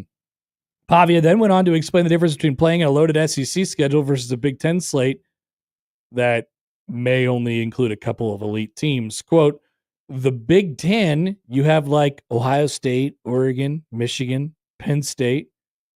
The SEC, you got all dogs. You really only have 4 games a year in the Big Ten." Oh, man. The SEC, okay, I can see why people got triggered about this, actually.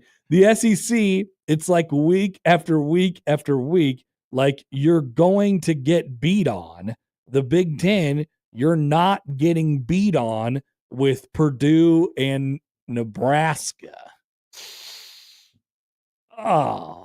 Pavia also said, quote, "You only have to score 7 points to beat Iowa." That's the first time I heard that quote. That's a good one. That's the best one out of the whole thing. All right, Diego. I have you kids these days like TikToks, so I got a TikTok challenge for you, Mr. Pavia, or Pavia as some people call him. Some people. I got a new TikTok challenge for you. It's the score 7 points against Iowa challenge. It ain't as easy as it looks, buddy. Do it. I'll tell you that. It's not as easy as it looks. You might think you've won, but you haven't done anything. You have not played in the same conference as Iowa. The Big Ten. So the Big Ten has a PR problem. Okay, we've been saying this for years. We're going to talk about the college football playoff thing in a second because it's another thing that I've missed, and we're back to square one with that. Gross. I know it's completely ridiculous, but the Big Ten has a PR problem because people are allowed to just say this, and it perpetuates over and over again. And it's like, ugh, you only have to score 7 points to beat Iowa. I would be going on the Big Ten Honk podcast right now, featuring whatever Big Ten honk you want, talking about how, yeah, okay, you don't know what it's like to play in the same league as Iowa, buddy. Where all the teams in the SEC, all the players from the SEC come out from schools like Vanderbilt, for God's sakes, and they're like, hey, it's really hard to play Ole Miss. Oh, is it really hard to play Ole Miss? What makes it so hard to play Ole Miss? Their weird gadget offense where they have to score 72 points to win football games? That's what I'd be saying if I was a Big Ten honk. Mm-hmm. It's hard to score 7 points in the Big Ten Conference, damn it. That's what I'd be saying.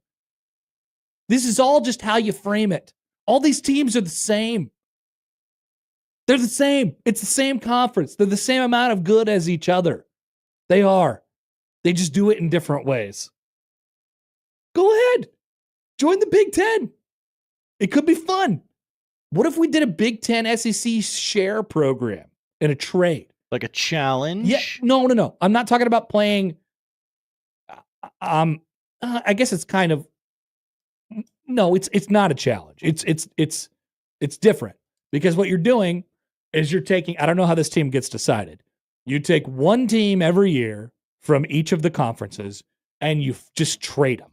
Oh. And you see how that team does.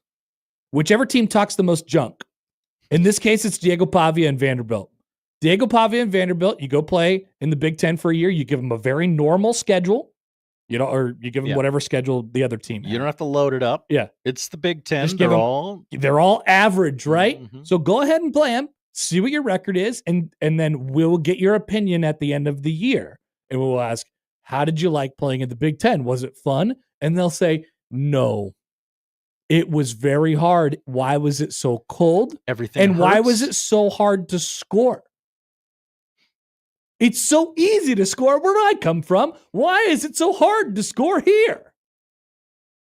That's what Matt McMaster said when he got to the Omaha Baseball Village. Nice, Josh. Got him. And then the Big Ten team will go to the SEC and they'll say, oh my God. It'll be Northwestern. Northwestern will go down there as like, we just scored 3 touchdowns in the first quarter against Florida. Like, this is how every game goes. You know? Yeah, but you got to play 4 quarters. You got to do that. Sure. And they'll probably lose. You're going to tire yourself out. But they'll score 38 points, you know, and Florida will be a complete flaming disaster, you know, and a hilarious consequence of errors late in the game that allow Northwestern to, you know, take advantage. Maybe they get a special teams play out of it or something like that. That'd be great. That would be great for the conferences. Just imagine those quotes at the end of the year from Ole Miss, who comes up and plays in the Big Ten for a year, and they get Nebraska and Iowa, and they get Minnesota, and they also get an Oregon or get Ohio State or something like that. They got Indiana and Michigan State and Rutgers and UCLA. That's their schedule. And they're like, what the hell? These teams aren't any good, but it's so hard. We were on a plane forever to get to the game. Right. Why is it so difficult? That's my next idea. You in? I'd like to see a formal presentation. Okay. Yes. It's my next summer project. Right after the College World Series. All right, we're back after this. Let's talk about this stupid playoff that I guess we're back to square zero on. Felt like we were making some progress there for a second. Actually, I didn't, but it feels like we've settled. We've gone backwards. Not before a tweet from Sam here. Hi, Sam. Sam says it's an uphill fight for the SEC since NIL flattened everyone's depth charts, so now they're chasing dominance they'll never get back to. Relatable to Nebraska fans in that sense. 2010's SEC is not coming back. But they're living off of their reputation. If people say it enough, if you say it over and over and over again, people will start to believe it. That's why the Big Ten needs better PR. Or a commissioner will talk to literally someone has to honk for them. Oh. Someone must honk. Honk, honk. It's not going to be me, but somebody can do it. There's a person out there. Honk, honk. Back after this on 1620 The Zone. Honk, honk.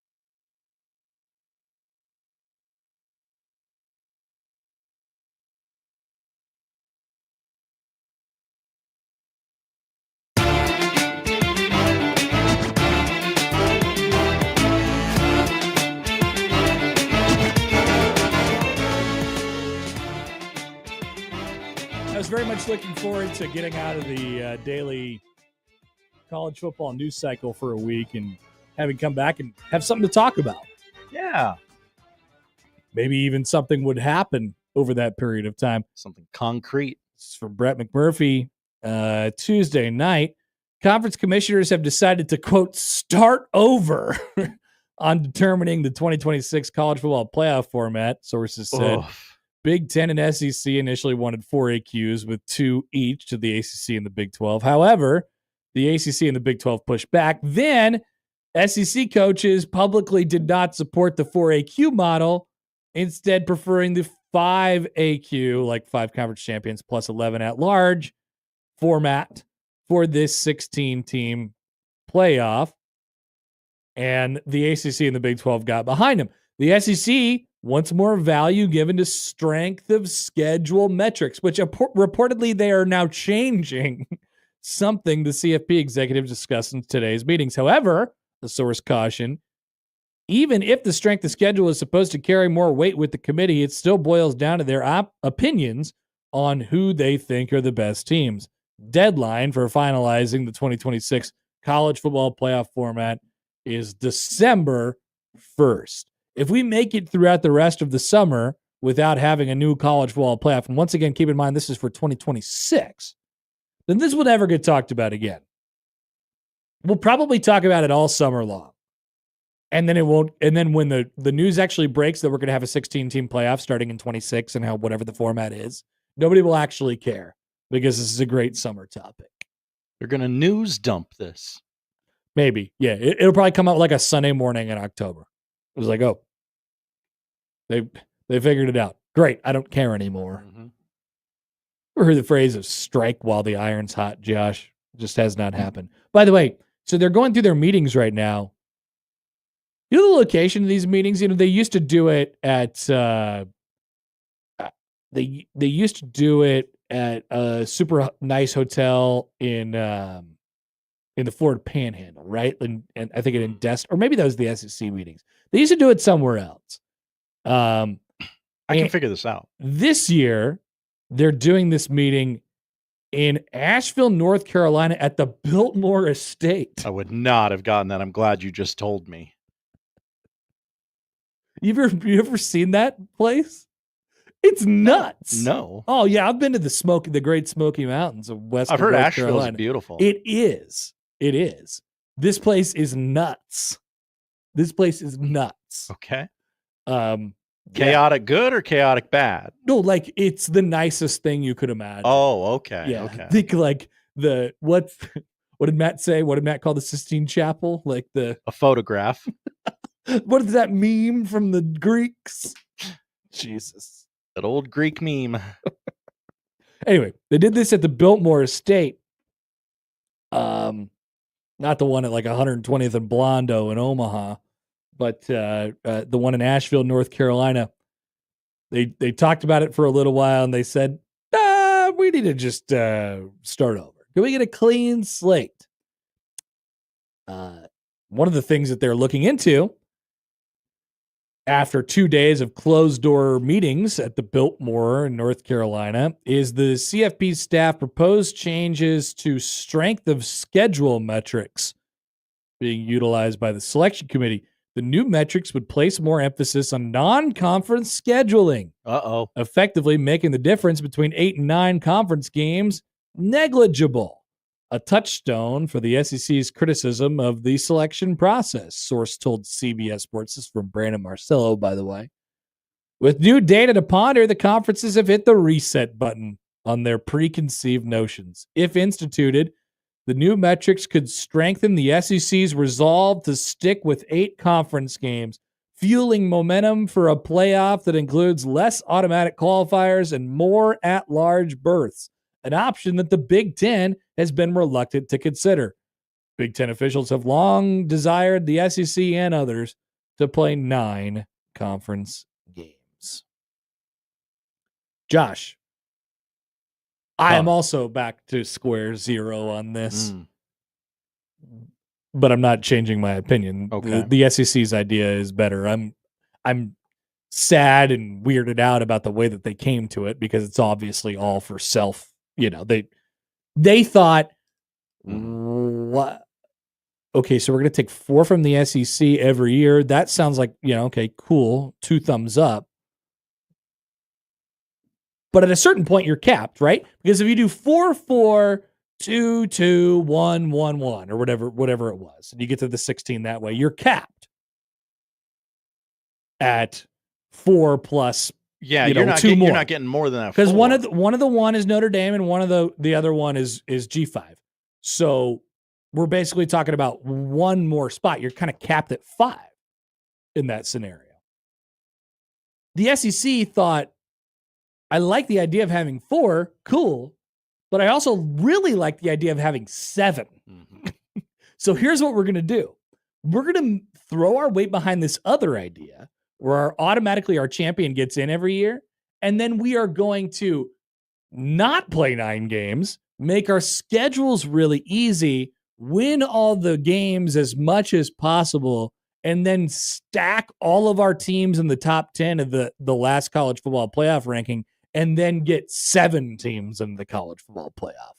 And the Big Ten's like, dude, what the hell? We had an agreement. We kind of had a, we were going to be together on this thing. And so that's where we stand. Very cool and very fun. And by the way, these whole changing of the non-conference metrics thing is the most ridiculous thing I've ever heard. Nobody looks at metrics for football. Nah. Nobody cares about the stupid metrics for football. Nobody, it's not like basketball where at the end of the year you pull up your KenPom and you pull up your KPI and you pull up your NCSOS and you pull up your SOR and all this other garbage. Actually, I love that stuff. So I'm sorry. I'm sorry, baby. I love you.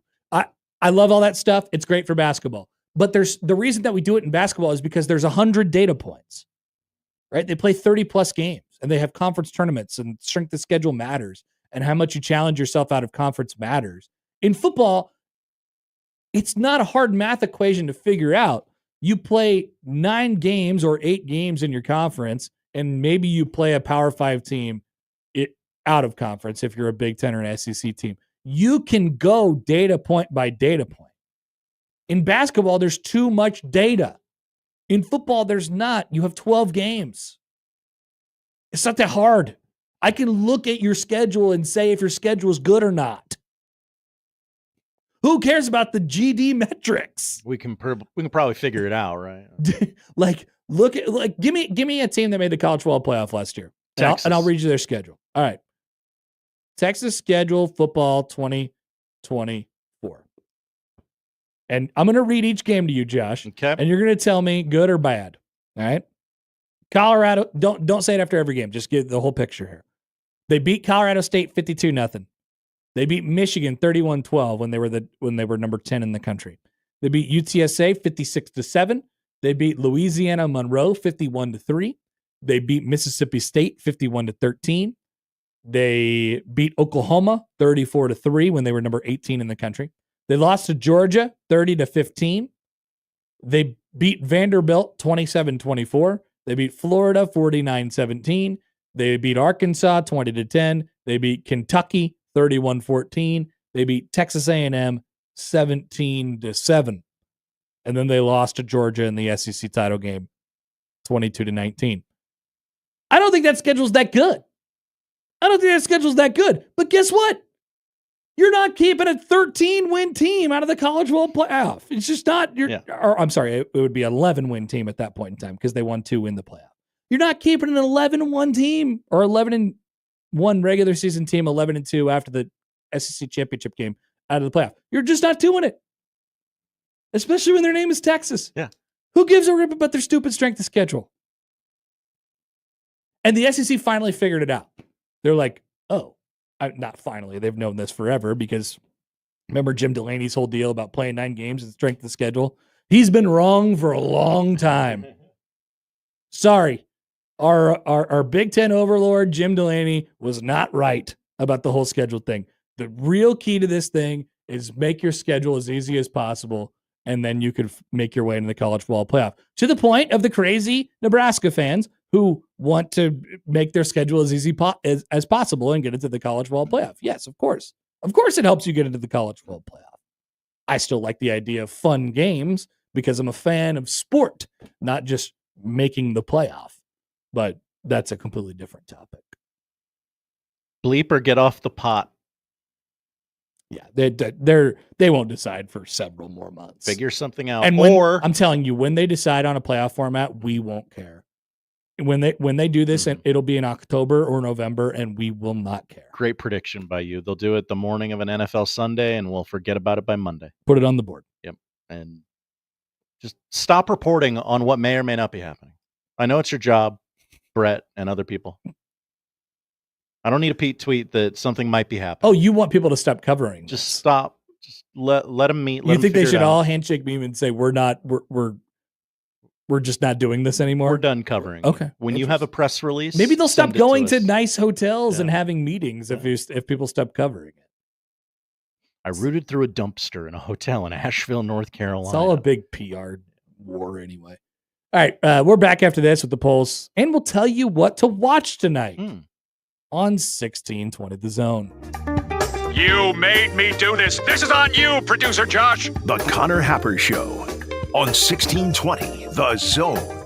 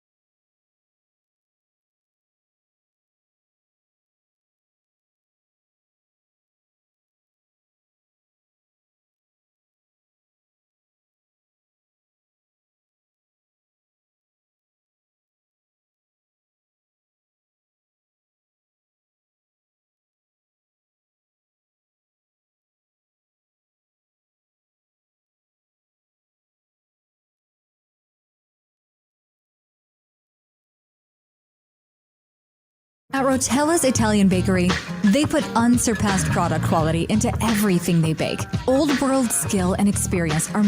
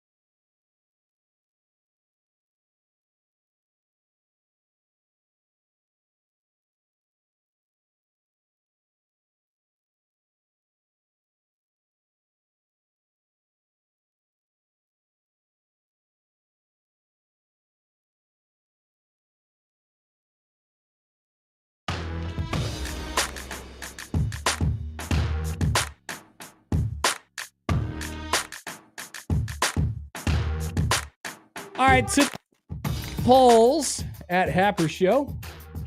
I'm also trying to fix this remote so Josh Peterson doesn't get triggered when he comes in here.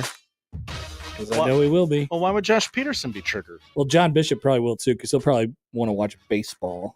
Yeah, baseball's good. We like watching baseball during the day. Yeah, 100%.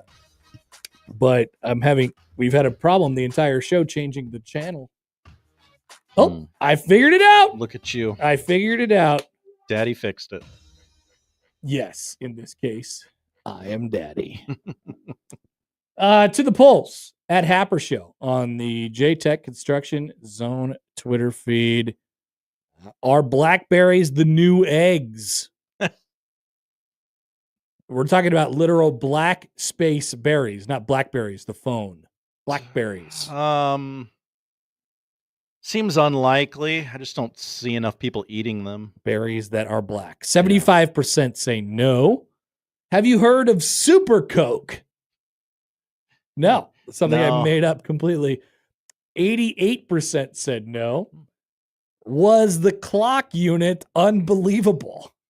Yes, it was. Yeah, I think you made a strong case for it. It really hit. 53% say no. And finally, are you a big cardinal direction guy? I am a huge cardinal direction guy, Josh. No, but I wish I were. Really? You just don't have it? You're not programmed that way? Yeah. You don't know which way you're facing right now? I can do it, but I've really got to hey, you got to give me 30 seconds here so I can figure this out. What way are you facing right now? You got time. That's west. That is west. The direction you're pointing is west, yes. So that means that's north. Yep. East. Yeah. So I'm facing southeast. You got it. See, you just got to give me 30 seconds. Good job. Good job. All right. 64% say yes, they are big cardinal direction guys. That tracks with our audience for sure. Yeah, that's about right.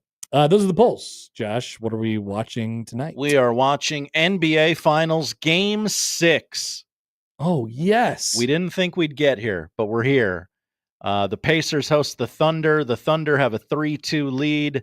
7:30 ABC. The Thunder look for their first NBA title as they do not acknowledge the titles of the Sonics or Supersonics. Well, that's correct. Yeah. Good job by them. WNBA doubleheader on Amazon Prime. Phoenix at New York at 6, followed by Indiana at Golden State. Will there be another kerfuffle? Oh, this is this Caitlin Clark thing. Well, we'll just don't have time to get to it today. Maybe tomorrow. I heard about this whole fight. Yeah. But it's a dangerous topic. It's a dangerous topic. We don't know how to talk about it. People could really take it in a different direction very fast. Baseball on our TVs. Angels, Yankees on right now on MLB Network. Rockies, Nationals is your MLB TV free game of the day. Way to advertise your product there, baseball. And the Royals looking for the sweep of the Rangers. That's right. At Globo Gym Stadium or whatever. That is correct. Okay. Josh. Atlanta looking for the sweep of the Mets, 6:00 on MLB Network. Your boys are sweeping people now? That's right. They're going to try. I'm not entirely sure they've done that at all this year. 8:00 on FX, a new episode of Welcome to Wrexham. Whoa! Wrexham's promotion chances hang in the balance when a tragic occurrence puts everything in perspective. Spoiler alert, they get promoted. I was going to say, I wonder what happens. Yeah. That's what we're watching All right, tonight. Josh. Excellent. It's been good to be back, but now I'll be gone again. Mm-hmm. I will not be here tomorrow. You will not. You'll be at a car wash. No, people don't have the right idea of what a car wash is, I don't think. There are many car washes in town. We love them all. But yes, I'll be getting prepared for the finals. Because College World Series. you'll be in that thing. The finals. Connor Happer's in there. I'm in there. Yeah, I'm in there. We're very proud of you. Thank you, Josh. All right, that's it for us today. Oh, so Austin will be in tomorrow. No, it's going to be me. What happened to Austin? Dude, too many baby grunks? Too many TikTok videos. Dear God. He has to edit them all. Unbelievable. Too many tiny Are you going to be okay? Do you need me to call somebody? I really don't know, but we'll figure it out. We always do.